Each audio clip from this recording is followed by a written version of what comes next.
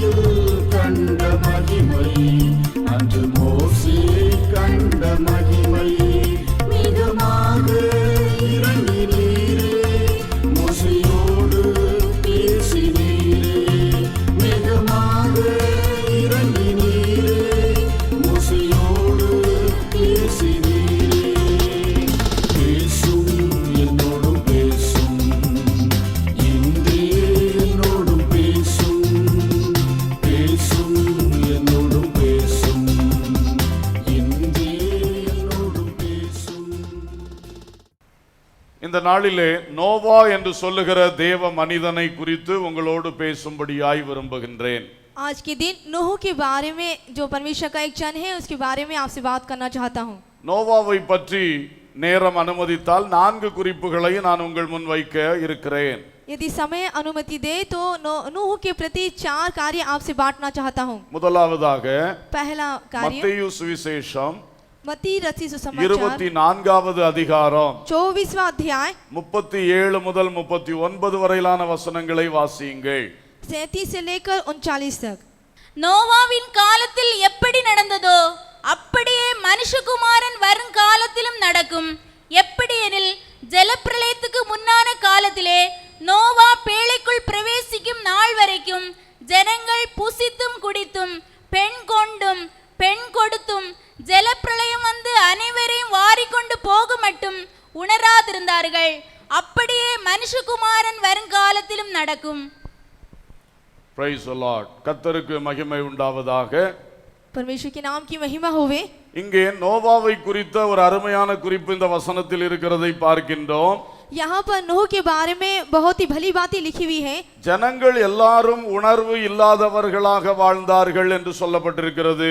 और यहाँ पर ऐसा बताया गया कि लोगों को उनकी गलतियों का कोई एहसास नहीं था. உணராதிருந்தார்கள். उस गलतियों के प्रति वो चेतन नहीं थे. அப்படியானால் அதன் நடுவில் ஒரு நோவா மட்டும் உணர்வுள்ளவனாய் வாழ்ந்தான். तो इसका मतलब है केवल नूह ही एक अच्छा व्यक्ति वहाँ पर जी रहा था. ஆகவே முதலாவது நோவா உணர்வடைந்த மனிதன் என்று நான் சொல்லும்படியாய் விரும்புகின்றேன். पहला जो मैं कहना चाहता हूँ कि नूह जो है वो गलतियों का एहसास करने वाला. அன்றைக்கு தேவன் படைத்த ஜனங்கள் தேவனை விட்டு வழி விலகி போனார்கள். उन दिनों जो परमेश्वर ने लोगों को बनाया था वही लोग परमेश्वर से अलग हो गए थे. அவர்கள் உலகத்தில் நடக்கிற சம்பவங்களிலே திளைத்திருந்தார்கள். वो लोग जो संसार में होने वाली कार्यों में वो शामिल हो गए. உலகத்தை எப்படி அனுபவிக்க முடியுமோ அனுபவிக்க வேண்டும் என்று இருந்தார்கள். संसार को किस तरह से वो अनुभव कर सकते हैं उस तरह से उन्होंने किया था. தன்னை படைத்த தேவனை தேடும் உணர்வு ஒருவருக்கும் இல்லாதிருந்தது.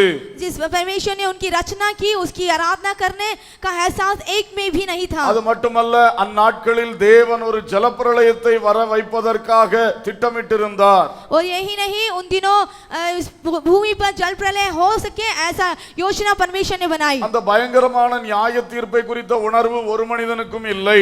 एक भयंकर न्याय के प्रति किसी के अंदर वो बात की गलती का एहसास தண்டனை नहीं. குறித்த உணர்வு இல்லை. दंड के प्रति एहसास नहीं. அதை நோவா எடுத்துரைத்தும் மக்கள் உணர்வடையவில்லை.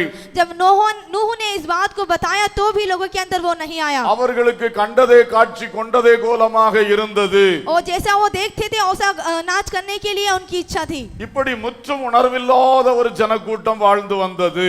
इस तरह से बिल्कुल उनके अंदर एक एहसास नहीं था ऐसा जीवन. இந்த கடைசி நாட்களும் அப்படியே இருக்கிறதை பார்க்கின்றோம். इन अंतिम दिनों में भी ऐसा ही हम देखते हैं. இயேசு சொல்லி இருக்கிறார், यीशु ने कहा மனுஷகுமாரன் வரும் இந்த காலம் मनुष्य का पुत्र आने के समय நோவா காலத்தை போல இருக்கும். नूह के समय के बोले होगा. எவ்வளவுதான் அடிபட்டாலும் மக்கள் உணர மாட்டார்கள். कितनी भी मार खाने पर लोगों को उनकी गलती का एहसास எவ்வளவு नहीं. எச்சரிப்பின் பிரசங்கங்களை கேட்டாலும் மக்கள் உணர மாட்டார்கள். कितनी भी चेतावनी का संदेश क्यों ना दो लेकिन लोगों में वो एहसास नहीं आएगा. உலகத்தில் நடக்கும் சம்பவங்கள், திடுக்கிடும் சம்பவங்களை பார்த்தாலும் ஜனங்கள் உணர மாட்டார்கள். संसार में हो रही घटनाओं के प्रति भी उनके अंदर कोई डर नहीं आएगी. மனுஷகுமாரன் வரும் காலம் நோவா காலத்தை போல இருக்கும். मनुष्य का पुत्र का समय नूह के आने समय का समान होगा। மக்கள் உணராதிருக்கிறார்கள்.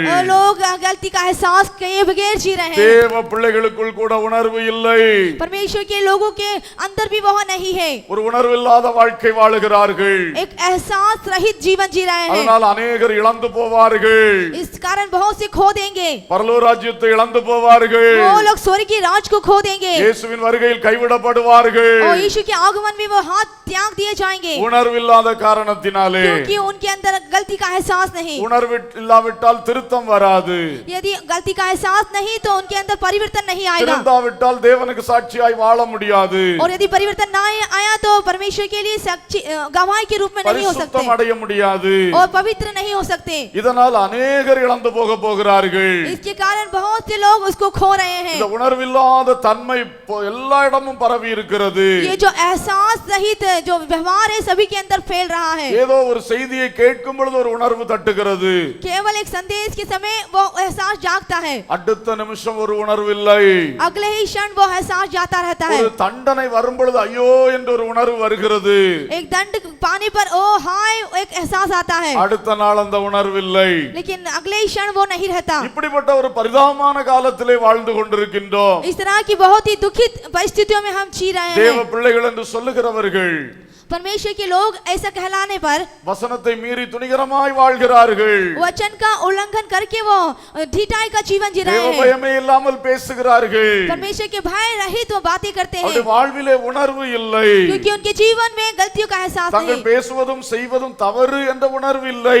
जो वो बोल रहे हैं या कर रहे हैं वो गलत है इस बात का एहसास नहीं। இன்று காலை வேளையிலே इस सुबह के समय में நோவாவை போல நாம் மாற வேண்டும் என்று தேவன் எதிர்பார்க்கிறார். नूह के समान हम बदले यह परमेश्वर हमसे चाहते हैं। அந்த உலகத்தில் இந்த முழு மனுக்குலமும் உணராதிருந்த பொழுது उन दिनों जब पूरा संसार उस गलती का एहसास नहीं कर रहा था ஒரு நோவா உணர்வுள்ளவனாயிருந்தார். केवल एक नूह ही उसके अंदर उस जागृति थी। ஹalleluya हालेलुया ஹalleluya. हालेलुया। நம்மை சுற்றி வாழுகிற அத்தனை பேரும் உணராதிருக்கட்டும். हमारे चार ओर जितने रहते हैं वो उनके अंदर वो ना रहे। ஆனால் நீங்கள் உணர்வடைய வேண்டும். लेकिन आपको उन गलती का एहसास होना चाहिए। மற்றவர்களைப் போல வாழுகிறவர்களாய் நாம் இருக்க கூடாது. दूसरे के साथ समान जीवन जीना होना हम नहीं होना அந்த चाहिए। எல்லா உணராத கூட்டத்தின் நடுவில் ஒருவன் உணர்வுள்ளவனாய் எழுந்தான்.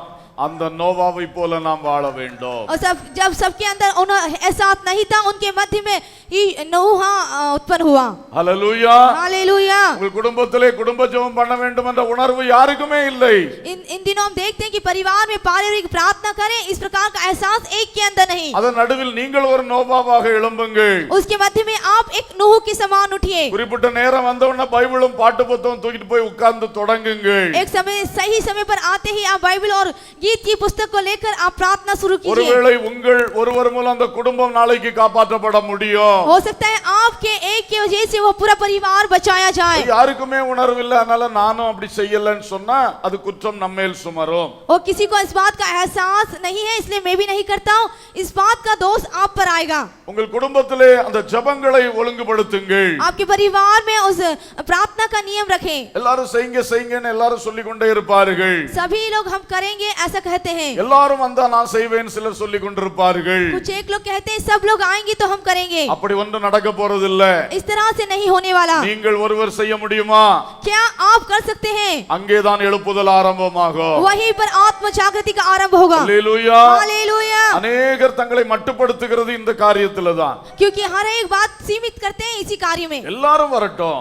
सभी लोग आए। எல்லாம் சேர்ந்தா நானும் செய்வேன். सब करेंगे तो मैं भी करूंगा। ஒரு நாளும் அது நடக்க போறது கிடையாது. हर की जो एक दिन नहीं होने वाला। ஒரு மனிதன் நீங்கள் உணர்வடையுங்கள். एक व्यक्ति आप उस बात का एहसास जगाएं। நீங்கள் உணர்ந்து செயல்படுங்கள். आप उस बात का कार्य करने लगे। அதனால் நன்மை உண்டாகும். उसके द्वारा भलाई उत्पन्न होगी। அல்லேலூயா. हालेलुया। நீங்க நினைக்கலாம் நம்ம இவங்கெல்லாம் நம்மளோட பெரிய ஆட்கள். आप सोचते हैं कि ये सब जो है हम मुझसे बड़े हैं। நம்மளோட ரொம்ப அனுபவம் ஆவிக்குரிய அனுபவம் உள்ளவர்கள். मुझसे ज्यादा इनके पास आत्मिक अनुभव है। அவங்களே செய்யல நான் எப்படி போய் தொடங்க முடியும்? जब उन्होंने नहीं किया तो मैं कैसे शुरू करूं? நீங்கள் தொடங்குங்கள். आप शुरुआत कीजिए, தேவன் உங்களை கனப்படுத்துவார். परमेश्वर आपका आदर करेंगे। ஹalleluya. हालेलुया। சர்ச்சுக்கு வருகிற காரியம் அப்படித்தான். जब आप चर्च को आते हैं इसी तरह से, வேதம் வாசிக்கிற காரியம் அப்படித்தான். जब वचनों को आप पढ़ते हैं उसी तरह से, கர்த்தருக்காக வாழக்கூடிய அந்த விஷயங்கள் ஒவ்வொன்றிலும் இப்படித்தான். परमेश्वर के लिए जीने के हर एक कार्य को इसी तरह से। மற்றவர்களை பார்த்தால் நாம் இழந்து போவோம். यदि हम दूसरों को देंगे तो हम खो देंगे। நமக்கு முன்னோடுகிறவர்களை பார்த்தால் கூட சில இடங்கள்ல நம்ம இழந்து போவோம். हो सकता है हमारे आगे वाले पुरखाओं को देखें तो भी हम खो देंगे। தேவனை நோக்கி பார்ப்போம். हम परमेश्वर को देखें, நாம் உணர்வடைவோம். हम एहसास जगाएं। அல்லேலூயா. हालेलुया। இந்த உணர்வை பற்றி சொல்லும்போது जब मैं इन एहसासों के बारे में कहता हूँ, முதலாவது தேவனை பற்றின ஒரு உணர்வு வேண்டும். पहला यह है कि परमेश्वर है, इस बात का एहसास होना चाहिए। தேவன் செய்கிற கிரியைகளை பற்றின ஒரு உணர்வு வேண்டும். परमेश्वर के उन कार्यों के प्रति हमें एहसास होना चाहिए। அதுதான் இந்த இடத்தில் சொல்லப்பட்டது.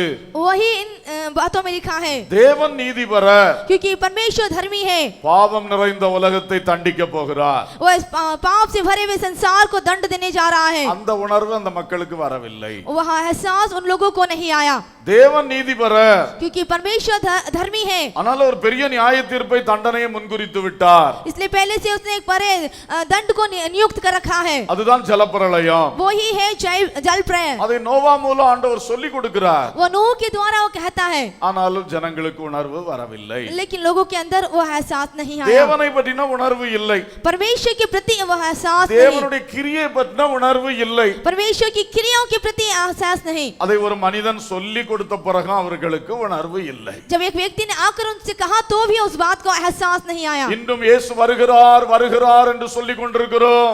यीशु आने वाले हैं ऐसा कह रहे हैं। ஒரு வெள்ளை சிங்காசன நியாய தீர்ப்பு இருக்கிறது என்று சொல்லிக் கொண்டிருக்கிறோம். हम कह रहे हैं कि एक श्वेत सिंहासन और न्याय होगा, हम कहते हैं। மனிதனாய் பிறந்த அத்தனை பேரும் தன் வாழ்க்கை குறித்த கணக்கை தேவனுக்கு ஒப்புவிக்க வேண்டும் என்று சொல்லிக் கொண்டிருக்கிறோம். जो मनुष्य रूप से जन्म हुआ है वो हर एक को अपने जीवन के प्रति न्याय देना है, वो हम बोलते हैं। இதையெல்லாம் கேட்டும் உணர்வடையவில்லை. सभी सुनकर हमने एहसास नहीं जगा, இயேசுவை தேடவில்லை. हमने यीशु को नहीं खोजा, இயேசுவின் சத்தியத்துக்கு கீழ்ப்படியவில்லை. यीशु के सत्य की हमने खोज नहीं की। இந்த பகல் வேளை கேட்கிற சகோதரனே சகோதரியே உங்களுக்குள் ஒரு உணர்வு வரட்டும். इस दिन के समय में सुन रहे हैं भाई और बहन, आपके अंदर वह एहसास जागने पाए। இந்த விஷயத்தில் சில வசனங்களை நான் சொல்ல விரும்புகிறேன். कुछ एक वचनों को मैं कहना चाहता हूँ। தேவனை தேடும் உணர்வு வேண்டும். परमेश्वर को खोजने का தேவனுடைய एहसास, கிரியைகளை அறியும் உணர்வு வேண்டும். उसकी क्रियाओं को कामों को जानने का एहसास। ஏசாயா 1:3 சொல்லுகிறது, ऐसे हाँ एक और उसका तीसरा वचन कहता है, மாடு தன் எஜமானையும் கழுதை தன் ஆண்டவனின் முன்னணையையும் அறியும், இஸ்ரவேலரோ அறிவில்லாமலும் என் ஜனம் உணர்வில்லாமலும் இருக்கிறது என்றார். இங்கே மாடு எஜமானை அறியும். यहाँ पर लिखा है कि बैल जो है अपने मालिक को जानती है। ஒரு மாட்டுக்கு தெரியும் என்னுடைய எஜமானன் யார் என்று. एक बैल को मालूम है कि मेरा मालिक कौन है। ஆண்டவர் சொல்றார், என் ஜனத்துக்கு என்னை தெரியவில்லையே. लेकिन मेरी प्रजा को वो मेरे बारे में नहीं जानती। அந்த மாட்டுக்கு இருக்கிற ஒரு உணர்வு என் மக்களுக்கு இல்லையே. उन बैलों को जो एहसास है वो विचार मेरे लोगों का नहीं। நான் யார் என்று இவர்களுக்கு புரியவில்லையே. मैं कौन हूँ यह उनको नहीं समझ में आया। என்னை பற்றின ஒரு உணர்வு இல்லையே मेरे प्रति उनके अंदर एक विचार नहीं है என்று கர்த்தர் வேதனைப்படுகிறார். यह बात को जानकर परमेश्वर दुखी है। ஒரு கழுதைக்கு கூட एक गधे को भी தன் ஆண்டவனுடைய முன்னணை தெரியும். अपने स्वामी की चरनी को पहचानता है। அது கண்ட ஆளுடைய முன்னணையில போய் புல்லு சாப்பிட போகாது. वो अनदेखे कि मैदानों में जाकर घास नहीं खाएगी, அது தன் ஆண்டவனுடைய முன்னணை அறிந்திருக்கிறது. क्योंकि वो अपने स्वामी की चरनी को जानता है। என் பிள்ளைகளோ ओ मेरी प्रजा என் முன்னணை அறியவில்லை. ओ मेरी चरनी को उसने नहीं पहचाना। என் சபைக்கு ஒழுங்காய் வருகிறதில்லை. मेरी मंडली में वो नहीं आ पाते। என் ஆராதனையில் நேரத்தோடு வந்து பங்கு பெறுவதில்லை. और मेरी आराधना में सही समय पर भाग नहीं लेते। ஆராதனைலாம் முடிந்து வருகிறார்கள் சிலர். आराधना खत्म होने पर कुछ एक आते हैं, என்னதான் சொன்னாலும் உணர்வில்லை. कितना भी कहे तो भी वो नहीं आता। கர்த்தருடைய காரியங்களில் உணர்வில்லை. परमेश्वर के कार्यों के प्रति विचार नहीं। கர்த்தருடைய முன்னணையில் ஆசீர்வாதங்கள் இருக்கிறது. परमेश्वर की चरण रूपी आशीष आपके आगे है। என் ஜனமோ ओ मेरी प्रजा வேற எங்கேயோ போய் அதை தேடிக் கொண்டிருக்கிறது. कहीं और जाकर ढूंढ रही है। உபவாச ஜெபத்தில் வந்து தேட வேண்டும். उपवास प्रार्थना में आकर खोजें, ஜெப நேரங்களில் ஜெபத்தில் வந்து தேட வேண்டும். प्रार्थना के समय में आकर खोजें, வீட்டிலே ஜெபங்களில் தரித்திருந்து தேட வேண்டும். घरों में उसको बैठकर उसको खोजें। அப்பொழுது கர்த்தருடைய முன்னணையின் ஆசீர்வாதங்கள் கடந்து வரும். तब उस चरनी रूपी आशीष रूपी आपके ऊपर ஜனங்களோ आएंगे। விசுவாசத்தையும் ஜெபத்தையும் விட்டுவிட்டு क्योंकि लोगों ने विश्वास और प्रार्थना को छोड़ दिया है, தங்கள் திறமையும் தங்களுடைய உழைப்பை நம்பியே ஓடுகிறார்கள். केवल अपनी योग्यता और अपने परिश्रम को देखकर भाग रहे हैं, தங்களுக்கு இருக்கிற வாய்ப்புகள் வசதிகளுக்கு பின்னால ஓடுகிறார்கள். और जो मौका उन्हें मिला, फायदा मिला है, उन्हें देखकर वो दौड़ रहे हैं। கர்த்தருடைய முன்னணையில் ஆசீர்வாதங்கள் நிறைந்திருக்கிறது. परमेश्वर के उस चरनी में आशीर्वाद भरी அது है, மெய்யான ஐஸ்வர்யம், वो सच्ची धन है, வேதனையே இல்லாத ஐஸ்வர்யம். उसके अंदर धन दुख नहीं होता, அதை பெற்றுக்கொள்ள வேண்டிய ஜனம், उसको प्राप्त करने वाली प्रजा, விசுவாசத்தாலும் ஜெபத்தாலும் அதை பெற்றுக்கொள்ள வேண்டிய ஜனம், और विश्वास के द्वारा प्रार्थना के द्वारा उसे प्राप्त करने वाले लोग, இதையெல்லாம் விட்டுவிட்டு इस सभी को छोड़कर யாரோ என்னமோ சொன்னான் ஆசீர்வாதத்தை தேடி ஓடுகிறார்கள். किसी एक के कहने पर वो उसके पीछे जाकर आशीष को खोजते हैं, வேதனை நிறைந்த ஐஸ்வர்யத்தை தங்கள் வீட்டுக்கு கொண்டு வருகிறார்கள். दुख से भरी हुई आशीष को अपने घर ले आते हैं, ஏன்னா தன் எஜமானுடைய முன்னணை பெற்ற உணர்வில்லை. क्योंकि अपने स्वामी की चरण के प्रति उन्हें विचार नहीं। அல்லேலூயா. हालेलुया। ஒரு இளைய குமாரனுடைய சரித்திரம் சொல்லப்பட்டிருக்கிறது. एक उड़ाऊ पुत्री के बारे में इतिहास बताता தன் है, தகப்பனுடைய முன்னணை அவனுக்கு வெறுத்து போய்விட்டது. अपने पिता का घर उसे बहुत ही दुखदाई लगने அந்த लगा। முன்னணையில் எல்லா ஆசீர்வாதம் உண்டு, उस घर में उसे सारी आशीषें थी, ஆனா அவனுக்கு அது பழகி போனனால வெறுத்து போச்சு. लेकिन वो उसके अनुभव हो चुका था, इसलिए वो उसको छोड़ दिया। ஆனால் அவன் நண்பர்களோடு உலகத்தின் முன்னணியை தேடி போனான். इसलिए मित्रों के साथ संसार रूपी चरनी को खोजने गया। கடைசியில எல்லாம் இழந்து தரித்திர கோலமாய் மாறினான். अंत में वो सभी खोज कर खो के एक कंगाल बन गया। செல்வ சீமானுடைய மகன் பண்டி மேய்க்கிறவனாய் மாறினான். एक धनी व्यक्ति का बेटा सुअर चराने लगा, அப்புறம் ஒரு நாள் வந்து சேர்ந்தான். और उसके बाद एक दिन आकर அப்பதான் அவனுக்கு உணர்வு வந்தது, तभी उस बात का विचार என் आया, தகப்பனுடைய முன்னணை எவ்வளவு மேலானது. ओ मेरे पिता की जो चरनी वो कितनी बड़ी है, இங்க என்னதோ இன்பம் கிடைக்கும் என்று ஓடி வந்தேன். और यहाँ पर क्या मुझे मिठास मिली, मैं दौड़ कर आई, இன்பம் கிடைத்தது, கூடவே மகா துன்பமும் வந்தது. और मुझे मिठास मिली, लेकिन उसके साथ एक बड़ा दुख मुझे ஆனால் मिला। என் தகப்பனுடைய வீட்டிலே துன்பம் இல்லாத சந்தோஷம் இருக்கிறது. लेकिन पिता के घर में दुख रहित आनंद भरा है। கர்த்தருடைய பிள்ளைகளை உணர்வடையுங்கள். हे प्रभु के लोगों, इस बात का विचार கண்ட कीजिए, இடம் தேடி போனால் ஆசீர்வதிக்கப்பட முடியாது. जहाँ आपकी आंखें ले जाती वहाँ आपको आशीष नहीं நமக்கு मिलेगी। தேவன் வைத்த முன்னணை எது? परमेश्वर ने हमें कहाँ चरनी रखी है, நம்மை சேர்த்த சபை எது? हमें मिला देने वाली मंडली कौन அதிலே सी है? உறுதியாய் இருப்போம், उसमें दृढ़ बने रहे, அதிலே உண்மையாய் இருப்போம். उसमें सच्चे बने रहे। அந்த முன்னணையில் தேவனுடைய ஆசீர்வாதங்கள் இருக்கிறது. उस घर में परमेश्वर की आशीषें हैं। நீ முன்னணையில் வந்தடைய வேண்டிய நேரத்தில் வந்தடையாதது யாருடைய தப்பு? यदि उस घर में आने की जल्दी तूने नहीं की तो किसकी गलती? தேவனுடைய குற்றமா? क्या परमेश्वर की गलती है? தேவனுடைய முன்னணையில் ஒன்றும் குறைவில்லை. परमेश्वर की चरनी में किसी बात की घटी नहीं। கர்த்தருடைய சபையில் கர்த்தர் அரசாளுகிறார். परमेश्वर की मंडली में परमेश्वर राज्य करता है, அங்கே ஒன்றும் குறைவு இருக்க முடியாது. वहाँ पर किसी बात की घटी नहीं होती। நீ அந்த முன்னணையை வந்தடைய வேண்டிய நேரம் வந்தடையவில்லை.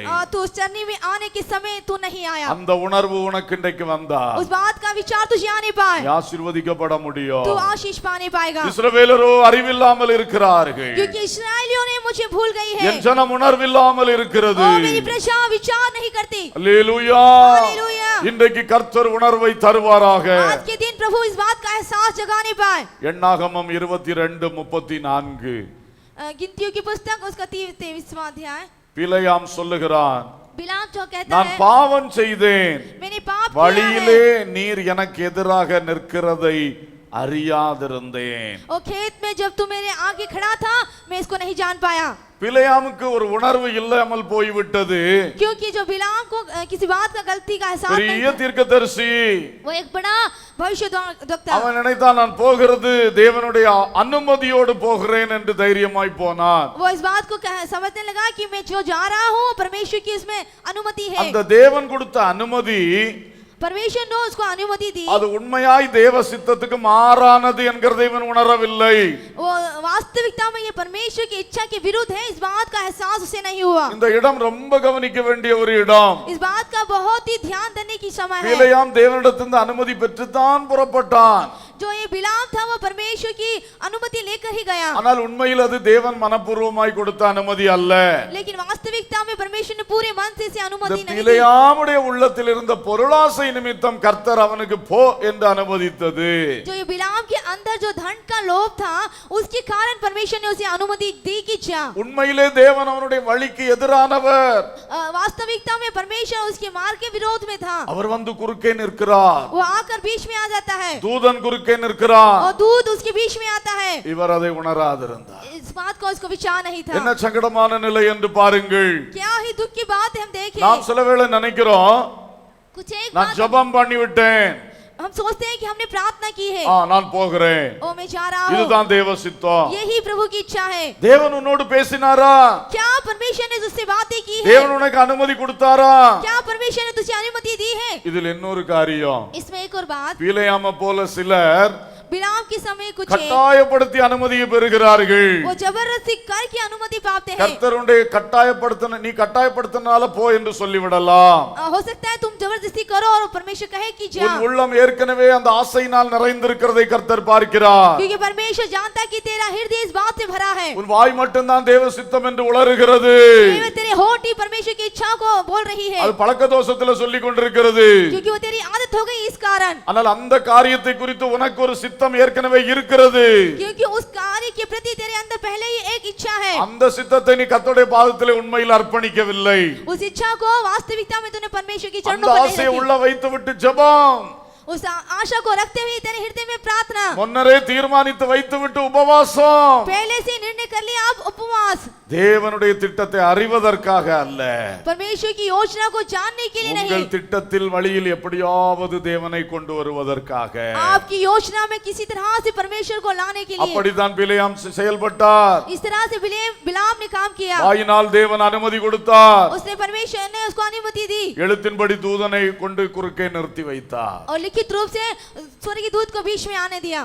பிலேயாம் உணராதிருந்தார். बिलाम इस गलती का एहसास இப்படி नहीं। அநேகருடைய வாழ்க்கையில் உணராதே போகிறோம். ऐसे लोगों का जीवन विचार रहित है। நாம் எல்லாரும் இதிலே எச்சரிப்பட வேண்டியது அவசியமா இருக்கிறது. हम सभी इसमें चेत जाएं, ये बहुत ही நம்முடைய आवश्यक है। தேவனை நாம் அறிய வேண்டும். हमें अपने परमेश्वर को जानना சர்வ चाहिए। வல்லமை உள்ள தேவன், वो सर्वशक्तिमान நம்ம परमेश्वर வாழ்க்கை है। அவருடைய கையிலே இருக்கிறது. हमारा जीवन उसके हाथों में है। அவருக்கு சித்தமானதை நாம் செய்ய வேண்டும் என்று அவர் எதிர்பார்க்கிறார். और जो उसकी इच्छा है हम करें, ये वो चाहता है। அவர் பெரிய தேவன் என்று அறியாமல் உணராமல் वो एक महान परमेश्वर ये ना जानकर அவற்றை ஒரு மாதிரி விளையாட்டு மாதிரி நடந்து கொள்ள கூடாது. दूसरे के समान खेलते ना रहे। அவர் பெரிய தேவன். वो एक महान परमेश्वर அப்பா है। நான் என்ன செய்யணும்னு தான் அவர்கிட்ட கேட்கணும். हे पिता मैं क्या करूं, यही पूछना நம்ம है। எப்படி பழகிட்டோம்னு சொன்னா हम किस तरह से सीख गए हैं? எல்லாம் நம்ம பிளான் பண்ணி வச்சுட்டு हम सभी प्लान कर लेते हैं இதை செய்யும் அதை செய்யும் அவர்கிட்ட சொல்லிக்கிட்டே இருக்கிறோம். और हम कहते हैं कि ये कीजिए और वो कीजिए। அந்த மாதிரி உள்ளங்கள்ல கொஞ்சம் உணர்வு வர வேண்டும். उन ऐसे हृदयों में आज एहसास आने நான் पाए। பிள்ளை என்ற உரிமையில் கேட்க எனக்கு ஆண்டவர் வாய்ப்பு கொடுத்திருக்கிறார். मैं एक बच्चे की स्थिति में मुझसे मांगू, यहाँ मौका उसने दिया है। அதே வேளையில் அதே பிள்ளை தன்மனம் போல வாழ்ந்து கொண்டிருந்தால் அந்த தகப்பன் பொறுத்து கொள்ள முடியுமா? वैसे ही उसी स्थिति में यदि एक बेटा अपनी इच्छा अनुसार चाहिए तो क्या पिता सहन कर पाएगा? தகப்பன் கேட்பதெல்லாம் தருவார் என்று சொல்லிக்கொண்டு पिता ने जो मैं मांगूंगा सब देगा ऐसा सोचकर பிள்ளை தன்னிஷ்டம் போல் வாழ்ந்தால் அது சரியாகுமா? क्या बच्चा अपनी इच्छा अनुसार जिए ये सही है? பிள்ளை என்ற அதிகாரம் நமக்கு இருக்கிறது நல்லது. हम उसकी संतान है, ये अधिकार हमें मिला, ये अच्छा है। ஆனால் பிள்ளையானது தகப்பனுக்கு கீழ்ப்படிய வேண்டும். लेकिन एक संतान को पिता की इच्छा को पूरा करना चाहिए। தகப்பனாகிய தேவனுடைய ஆலோசனைப்படி நடக்க வேண்டும். पिता की उन सलाहों को मानना चाहिए। அவர் வேண்டாம் என்று சொன்ன பிறகு திரும்ப போய் கம்பல் பண்ணக்கூடாது. यदि वो कह दे कि नहीं तो फिर जाकर कंपल ना करें। பிலேயாமிடத்திலே வேண்டாம் என்று சொல்லிவிட்டார். उसने बिलाम से कहा कि नहीं, ஆனா திரும்ப திரும்ப போய் கம்பல் பண்ணுகிறார். लेकिन वो बार-बार जाकर जबरदस्ती करता है। அதனால தான் இந்த சம்பவம் அவனுக்கு நேரிட்டது. इसलिए यह घटना उसके जीवन में आई। இது அடிப்படை சுய இஷ்டம், उसकी जो आधार नींव थी वो अपनी इच्छा, சுய ஆசை, சுய விருப்பம். अपनी चाहत, अपनी योजना। இது பெரிய ஆபத்தானது. ये बहुत ही खतरनाक है। கர்த்தர் குறுக்கே நிக்கிறதை நாம் உணராம போயிடுவோம். हम इस बात की विचार नहीं करते कि परमेश्वर उसके बीच எங்கே में, நம்முடைய சுய விருப்பம் ஆழத்தில் இருக்கிறதோ जहाँ कहीं भी हमारी स्वयं की इच्छा वहाँ पर है, அல்ல அந்த சுய விருப்பம் அந்த விஷயத்தின் மையத்தில் இருக்கிறதோ यदि उस कार्य की प्राथमिकता उस स्वयं की इच्छा है, அந்த வழியில் கர்த்தர் குறுக்கே நிற்பார். उस बीच में, उस मार्ग में परमेश्वर बीच में आएगा. நாம் உணராதிருப்போம். हम उसका एहसास नहीं कर ஒரு அவருடைய पाएंगे, கையில அடிய வாங்குவோம். हम उसके हाथ से मार खाएंगे. என்ன சங்கடமான காரியங்கள். और क्या ही दुख की बात है. தேவ பிள்ளைகளே, हे प्रभु के நம்மை लोग, தேவன் ஆசீர்வதிப்பதே அவருக்கு பிரியம். हमें आशीष दे, ये परमेश्वर को भाता है. ஆனா உன் விருப்பத்தின் வழியில் ஆசீர்வதிப்பதல்ல அவருக்கு பிரியம். लेकिन तेरी इच्छा के अनुसार वो आशीष नहीं देना चाहता. அவருடைய விருப்பத்தின் வழியிலே உன்னை ஆசீர்வதிப்பது அவருக்கு பிரியம். उसकी योजना के तहत वो आपको आशीष देना चाहता है. ஆமென். आमीन. இதை நாம் புரிந்து கொள்ள வேண்டும். इसे हमें जानना चाहिए. இஸ்ரவேலை ஆசீர்வதிப்பதே அவருக்கு பிரியம். इस्राएल को आशीष देना ही उसे भाता है. ஆனா என்னைக்கெல்லாம் இஸ்ரவேல் மனம் போல நடந்துச்சோ அன்னைக்கெல்லாம் அடிச்சார். लेकिन जहाँ कहीं इस्राएलियों ने अपनी इच्छा अनुसार चला, वहाँ पर उन्होंने मार खाई. சத்துரு கையில ஒப்பு கொடுத்தார். उसने शत्रुओं के हाथों में अर्पण कर दिया கேவலமா நடக்கிற அளவுக்கு ஒப்பு கொடுத்தார். और पूरी लज्जितता से उन्हें चलाने के लिए उन्हें अर्पण कर நீ என் दिया. பிள்ளைதான், तू मेरी बेटा है, நான் உன்னை ஆசீர்வதிப்பதுதான் எனக்கு சித்தம். तुझे मैं आशीष दूं, ये मेरी इच्छा है. உன் வழியில நான் வந்து செயல்பட மாட்டேன். लेकिन तेरे मार्ग में आकर मैं नहीं करूंगा. நீ பிள்ளையானால் நீ கீழ்ப்படி. तू यदि मेरी बेटा है तो तू आज्ञा நீ मान. என் வார்த்தையை குறித்து உணர்வாயிரு. तू मेरी बातों के प्रति सेध जा. என் வழியில் நடக்க வேண்டும் என்ற உணர்வு உனக்கு வரட்டும். मेरे मार्ग पर चलने का एहसास तुझे आने पाए. உன் வழியில் போனால் கர்த்தருடைய தூதன் குறுக்கே நிற்பார். यदि तू अपने मार्गों में चलेगा तो परमेश्वर का दूत ஒரு तेरे அடி बीच में கூட முன்ன பின்ன வலது பக்கம் இடது பக்கம் அசங்க விட மாட்டார். एक कदम भी आगे या पीछे, दाहिने या बाइने वो हिला नहीं सकता. பிலேயாம் அப்படிதான் வச்சு நெருக்கினார். बिलाम को इसी तरह से प्रभु ने किया. இங்க அங்க போக முடியாது, சுவர் वहाँ पर नहीं जा सकता, दीवार है எங்கேயும் போக முடியாது. और किसी और नहीं जा सकती. கழுதைக்கு உணர்வு வந்தது. उस गधे को उस गात का एहसास அது आया, பாட்டுக்கு படுத்துக்குச்சு. वो जाकर सो गई. ஆனா இவனுக்கு உணர்வு வரல. लेकिन इसको वह एहसास नहीं आया. தேவ பிள்ளைகளை எச்சரிப்படைவோம். हे प्रभु, प्रभु के लोग इस बात से चेत கடைசி जाएं. காலமா இருக்கிறது. इन अंतिम दिनों में வஞ்சிக்கிற வழிகள் நிறைய திறக்கிறது. धोखा देने का मार्ग बहुत ही खुल गया है. நம்மை திசை மாற்றுகின்ற பாதைகள் अनेகம் வருகின்றது. हमें अपने मार्ग से हटा देने के बहुत सी मार्ग हैं கள்ள உபதேசங்கள் மலிந்து கிடக்கிறது. और झूठे उपदेश उभर कर आ रहे हैं. நாம் ஜாக்கிரதையா இருப்போம். हमें सचेत रहना நம்முடைய है. கர்த்தருடைய உள்ளத்தின் ஆழத்தை அறிவோம். हम अपने परमेश्वर के हृदय को जानना है. இதே பைபிளை வச்சு என்னென்னமோ பிரசங்கம் பண்றாங்க. इसी बाइबल को रखकर विपरीत संदेश को देते हैं. நாம் எல்லாத்தையும் பின்பற்றி போக முடியாது. हम उन सभी के पीछे नहीं चल सकते. நமக்குள் இருக்கிற பரிசுத்த ஆவியானவர் हमें जो पवित्र आत्मा मिला है, பிதாவின் உள்ளத்தின் ஆழத்தை அறிந்தவர். वो पिता के हृदय को जानने वाला அதனால है. ஆவியினாலே நடத்தப்படுகிறவர்களாய் இருப்போம். इसलिए आत्मा के द्वारा चलाए जाने वाले हो. அப்பொழுதுதான் இந்த தேவனுடைய கிரியைகளை குறித்த உணர்வை நாம் பெற்றுக்கொள்ள முடியும். तभी इस परमेश्वर की क्रियाओं के प्रति एहसास आएगा. தேவனுடைய கோபத்துக்கு தப்ப முடியும். परमेश्वर के क्रोध से हम बच पाएंगे. தேவனை நமக்கு எதிராளியாக மாறுகின்ற நிலையை நாம் மாற்றிக்கொள்ள முடியும். परमेश्वर ही हमारा विरोधी हो जाए, इस तरह की स्थिति हम बदल पाएंगे. அல்லேலூயா. हालेलुया. நியாயாதிபதிகள் 16ஆம் அதிகாரம் न्यायों की पुस्तक उसका 16वां अध्याय 20ஆம் வசனத்தின் கடைசி பகுதியிலே பார்க்கிறோம். 20वें के अंतिम भाग में हम देखते हैं, கர்த்தர் தன்னை விட்டு விலகினதை அறியாமல் எப்போதும் போல உதறி போட்டு வெளியே போவேன் என்றான். யார் இப்படி சொன்னது? சிம்சோன். சிம்சோன் என்ன சொன்னானா? கர்த்தர் தன்னை விட்டு விலகிறது அவன் உணராம இருந்தானா. सिमसोन इस बात को उसको नहीं मालूम था कि परमेश्वर ने उसे छोड़ दिया है, ஏன்னா தெலீலால் மடியில படுத்து கிடக்குறான். क्योंकि वो दलीला की गोद में सो रहा है. எல்லா உணர்வும் போச்சு. उसकी सारी गलतियां जाती रही. கெட்ட உணர்வினால் ஆட்கொள்ளப்பட்டு கிடக்குறான். वो गलत भावनाओं से भरा हुआ நல்ல है காரியங்கள் எல்லாம் மங்கி போச்சு. और अच्छे कार्य सब धुंधले हो गए. அவனுக்கு உணர்வில்லை. उसको उस बात का विचार नहीं, உணர்வில்லாம தூங்கி கொண்டிருக்கிறான். उस बात का विचार ना करते हुए सो रहा है. அவனுடைய தலை முடி ஜடை வெட்டப்படுகிறது. उसके सिर की जो जटाएं थी वो काट दी गई, அது வெட்டப்படும் போது இவனுக்கு உணர்வே இல்லை. और जब वो काट दी गई तो इसको विचार नहीं आया. உலக இன்பத்துல கிடக்குறான். वो संसारिक प्रेम में डूबा हुआ है அசுத்த இன்பத்துல கிடக்குறான். और अशुद्ध उस प्रेम से डूबा है விபச்சார இன்பத்துல கிடக்குறான். और व्यभिचार इस मिठास में डूबा है. அவனுடைய வல்லமை அவனை விட்டு வெட்டப்பட்டது. वो सामत उसके अंदर से दूर चली गई. அவனுடைய பிரதிஷ்டை அவனை விட்டு வெட்டப்பட்டது. जो उसका त्याग था उसके हाथ से काट दिया गया. அவனுடைய மகிமை அவனை விட்டு வெட்டப்பட்டது. वो महिमा उसमें से काट दी गई. அவன் மேல் இருந்த தேவன் அவனை விட்டு விலகினார். उसके ऊपर जो परमेश्वर था उसको उसने झुका दिया. இதை உணராதிருந்தார். यह उसको एहसास नहीं था. சத்துருக்கள் வந்து விட்டார்கள். वो शत्रु आ चुके हैं. ஓ உதறி போட்டு விட்டு எழும்புகிறார். எழும்புகிறான். वो झटक कर उठता है வசமா மாட்டிக்கொண்டான். और वो वहां पर फंस गया. வல்லமை விலகினதை உணராத பரிதாபம். ओ अपनी सामत खो चुका, इस बात का एहसास தேவ नहीं. பிள்ளைகள் எச்சரிப்படைய வேண்டிய இடம் இது. ओ प्रभु के लोगों, आपको चेत जाने का நோவா समय है. காலத்தில் நடந்தது போல மனுஷகுமாரன் வரும் காலத்தில் நடக்கும். जो नूह के समय में होगा वैसे ही मनुष्य के पुत्र के समय होगा. அநேகரை விட்டு கர்த்தர் விலகி போவதை அவர்கள் அறியாதிருப்பார்கள். बहुत लोग इस बात को नहीं जान पाएंगे कि परमेश्वर हमसे अलग हो गए हैं. ஆனால் தாங்களும் பரிசுத்தவான்கள் என்று தான் சொல்லிக் கொண்டிருப்பார்கள். तो भी मैं पवित्र लोग हूं ऐसा कहते रहेंगे. இதிலே நாம் கவனமாக இருக்க வேண்டும். इसके बीच में हम ध्यान रखें. உலகத்தின் ஆசைக்கு நேரா போக கூடாது. संसार की आशाओं की ओर ना जाएं. கெட்ட இன்பங்களை தேடி போக கூடாது. और बुरी मिठास को खोज कर ना जाएं. சாத்தான் ரொம்ப வஞ்சகங்களை கடைசி காலத்துல பெருக பண்ணி கொண்டிருக்கிறான். क्योंकि शैतान बहुत ही बुरी जाल फैला रहा है. இல்ல யார் வந்து வெற்றியாய் முன்ன போறாங்களோ அவங்களுக்கு இந்த மாதிரி சோதனைகளை கொண்டு வந்து கொண்டிருக்கிறான். जो जय के साथ आगे बढ़ा, इस प्रकार की परीक्षा वो उनके जीवन में लाता है. தாழ்மை உள்ளவர்கள் தான் அதை ஜெயிக்க முடியும். केवल जो दीन है उसको जय पाएंगे. அல்லேலூயா. हालेलुया. திறமை உள்ளவர்கள் ஜெயிக்க முடியாது. और जो अपने आप को योग्य है ऐसा समझते हैं वो नहीं जय நான் पाएंगे. பரிசுத்தவான் உள்ளத்துல மேன்மை பாராட்டுறோம் ஜெயிக்க முடியாது. और मैं एक पवित्र लोग हूं, पवित्र लोग ऐसा कहने पर वो नहीं जय पाएगा. கர்த்தருக்கு முன்பாய் தாழ்மைப்படுகிற மனுஷன் ஜெயிப்பான். जो परमेश्वर के आगे दीन करता है वो जय पाएगा. தாழ்மைப்படுங்கள். दीन बनाइए. உங்களுக்கு எது ஆண்டவர் தந்தாலும் பெருமைப்படாதிருங்கள். परमेश्वर ने आपको जो कुछ भी दिया है उसमें आप घमंड ना करें. நீங்கள் தாழ்மையோடு இருந்தால் கர்த்தர் கிருபையை தந்து உங்களை பாதுகாப்பார். यदि आप दीन बने रहे तो परमेश्वर अनुग्रह देकर आपकी रक्षा ஆனால் करेगा. தேவ பிள்ளைகளே ரொம்ப எச்சரிப்படையுங்கள். लेकिन प्रभु के लोग हो, आप बहुत ही चेत जाएं. பணத்துக்கு நேரா கண்ணை ஓட விடாதீங்க.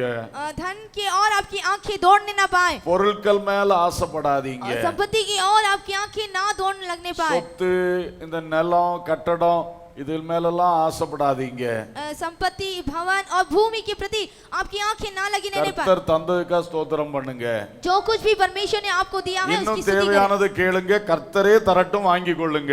और भी आपकी जो जरूरत है आप मांगे, परमेश्वर ही आपको देने அவர் पाए. எல்லாம் உங்களுக்கு தருவார். वो सब कुछ आपको देगा. ஆனா உங்க கண்களை பறக்க விடாதிருங்கள். लेकिन आपकी आंखें दूसरी ओर ना जाने पाए. ரொம்ப கண்ணிகள் இருக்கிறது.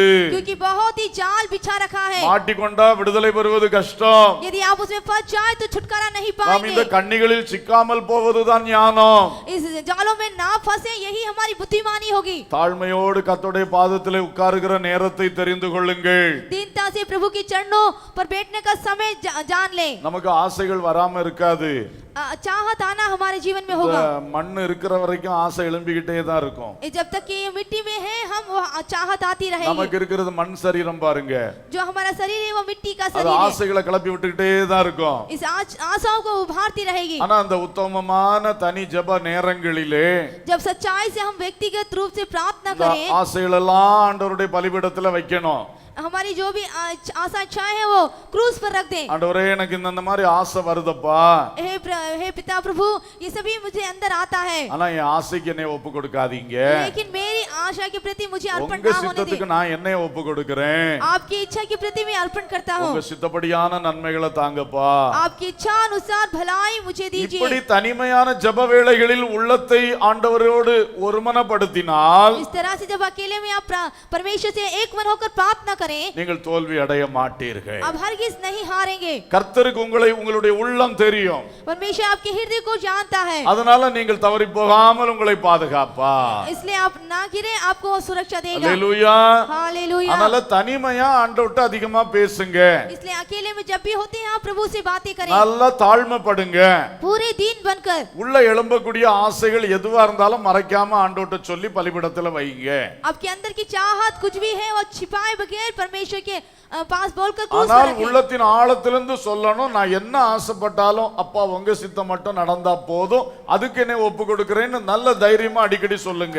पूरी हिम्मत के साथ परमेश्वर को इस बात से बताएं कि हे प्रभु, मेरी इच्छा नहीं आपकी इच्छा के लिए मैं अर्पण करता हूँ. அப்படி நம்ம வாய்னால அறிக்கை பண்ணி அடிக்கடி ஜெபம் போதுதான் நம்முடைய இருதயமும் அந்த பக்குவத்துக்குள்ள கடந்து வரும். इस तरह से बार-बार जब हम प्रार्थना करेंगे तो हमारा हृदय भी इस बात की मजबूती को पा पाएगा. ஏனென்றால் ஆசைதான், பண ஆசை எல்லா தீமைக்கும் வேறா இருக்கிறது என்று பைபிள் சொல்லுகிறது. क्योंकि बाइबल कहती है कि धन का लोभ सारी बुराइयों का जड़ है.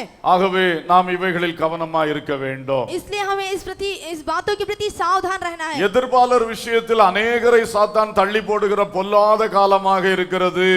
जब विरोधी स्थिति में बहुत ही जगह शैतान हमें गिरा दे ऐसी स्थिति आती है. ஆகவே எதிர்பாலரிடத்தில் பழகுகிற பேசுகிற விஷயங்களில் எல்லா தேவ மக்களும் எச்சரிப்பா இருக்க வேண்டும்.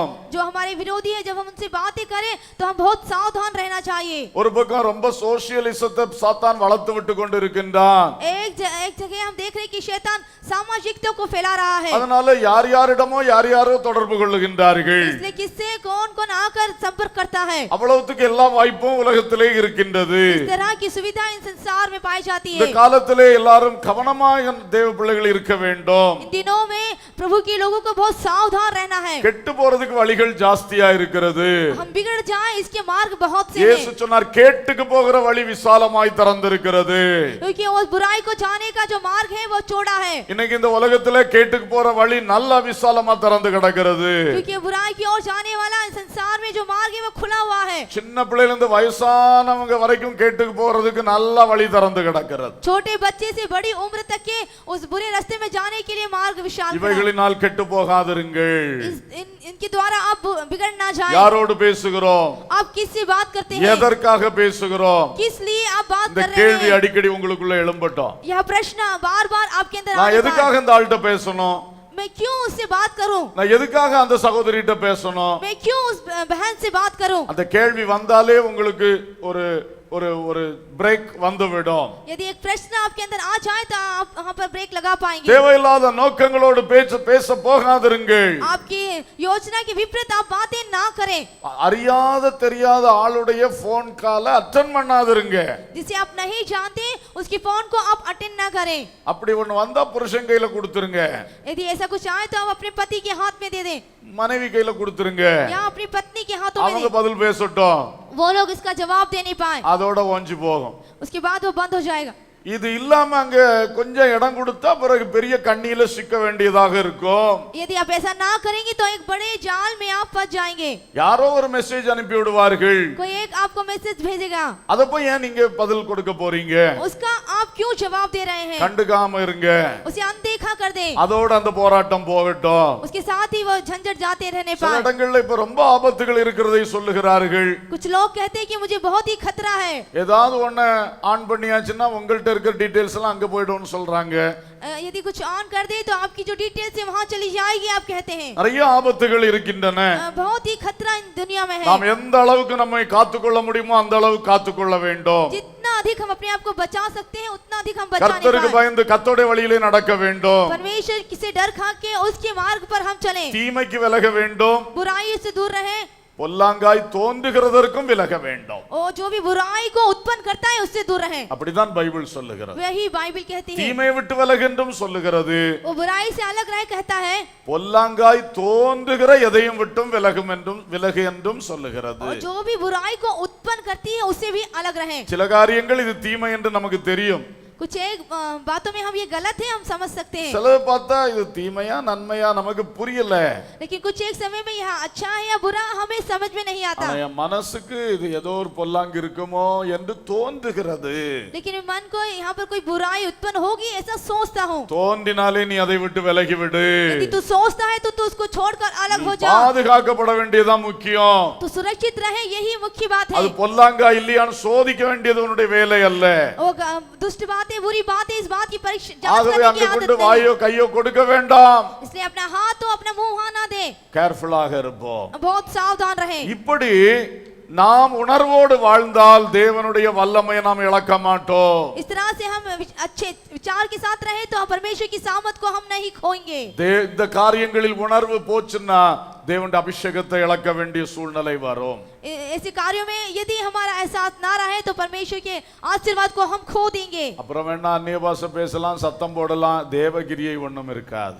और यदि ये रहा है तो आप अन्य भाषा बोलेंगे, चिल्लाएंगे, लेकिन परमेश्वर का आशीष नहीं இங்க रहेगा। நல்ல பாட்டு பாடலாம், ஆராதிக்கலாம், ஆனா தேவ தொடுதலோ தேவ கிரியையோ அங்க இருக்காது. लेकिन आप अच्छी तरह से गाएं या कुछ भी करें तो भी परमेश्वर वहां पर आपको नहीं छूगा। அதனால தேவ பிள்ளைகள் உணர்வடைவோமாக. इसलिए हे प्रभु के लोगों, इस बात का विचार करने पाए। இரண்டாவது ஆபத்தை குறித்த உணர்வு நமக்கு வர வேண்டும். पहला यह है कि किसी खतरे के प्रति हमें चेतना होती है। சாத்தான் நமக்கு தீமைகளை விதைத்துக் கொண்டே இருக்கிறான். शैतान हमारे जीवन के लिए बीज बो रहा பொல்லாத है மனிதர்கள் அப்படி செய்து கொண்டு வருகிறார்கள். और दुष्ट लोग भी ऐसा ही करते हैं। யோசுவா 8ஆம் அதிகாரம் 14ஆம் வசனத்தில் பார்க்கிறோம். यहोशू उसका 8वां अध्याय 14वें वचन में देखते हैं, பட்டணத்துக்கு பின்னாலே தனக்கு பதிவிடை வைத்திருந்ததை அவன் அறியாதிருந்தான். இந்த ஆயியின் ராஜா एक ही राजा ने அவனுக்கு பட்டணத்துக்கு பின்னால ஒரு பதிவிடையை யோசுவா வைத்திருந்ததை அவன் அறியாதிருந்தான். उसके नगर के पीछे उसको लोग घात लगाए बैठे थे। यह बात அதனால அவன் சரியா போய் யோசுவா கையில மாட்டிக்கொண்டான். इसलिए वो सही रूप से जाकर यहोशू के हाथ में फंस गया। நமக்கும் சில வேளை பதிவிடைகள் வைக்கப்படுகிறது. हमारे लिए भी कुछ एक लोग घात के लिए लगाए रहते हैं। நல்லா கவனிங்க. यहाँ पर ध्यान दीजिए। நாம் ஆயி பட்டணம் இங்க இருக்குன்னு வச்சுங்க. देखिए, ए नगर इस जगह पर हो, இவன் இங்க பட்டணத்திலே குடியிருக்கிறவனை इस एक के नगर में रहने वाले பிடிக்கும்படி इसको पकड़ने के लिए இங்க பட்டணத்துக்கு பின்னால ஒரு பதிவிட வச்சிருக்கிறாங்க. इस नगर के पीछे उन्होंने घात लगाकर बैठे हैं। ஒளித்து வைத்து விட்டு वो छिप कर बैठ कर நேரடியா வந்து யுத்தத்துக்கு வர்றாங்க. और अचानक सीधे आकर युद्ध करते हैं। இவனுக்கு நேரடியாய் வந்த யுத்தத்தை தான் தெரிகிறது. सीधे आने वाला युद्ध करना ही इसको मालूम है। பின்னால ஒளித்து ஒரு பதிவிட வச்சிருக்கிறது இவனுக்கு தெரியுதில்ல. पीछे उन्होंने एक घात करने वाले को रखा है, नहीं मालूम। யுத்தத்துக்கு வர்றவன் एक युद्ध करने वाला பாதியில தோற்று ஓடுகிறான். आधे में वो हार कर भागता है இவன் இதுதான்டா வாய்ப்பு என்று சொல்லி और यही मौका है ऐसा सोचकर எல்லாம் சேர்ந்து அவனை துரத்திட்டு பின்னால ஓடுறான்னு. सभी उसको छोड़कर उसके पीछे இவன் भागते இங்க हैं। ஓடி வெளியே வந்த உடனே ये दौड़कर बाहर आने पर பட்டணத்துக்கு பின்னால பதிவிட இருக்கிறவன் அவன் எழும்பி இவன் பின்னால வாரான். जो नगर के पीछे इसको घात लगाए हुए थे वो आगे आता है। இப்ப முன்னும் பின்னும் சத்துரு, अब आगे और पीछे शत्रु, இவன் நடுவுல மாட்டிக்கொண்டான். ये बीच में फंस गया। அரணான பட்டணத்துக்குள் இருந்தவன் एक बड़ी शहर बना पर रहने वाला பட்டணத்துக்கு பின்னால பதிவிடைய வச்சுட்டு नगर के पीछे घात அந்த लगाया है। பாதுகாப்பான இடத்தை விட்டு இவனை வெளியே இழுக்கிறான். उस सुरक्षा के स्थान से इसको खींचना चाहता है। எப்படி இழுக்கிறான்?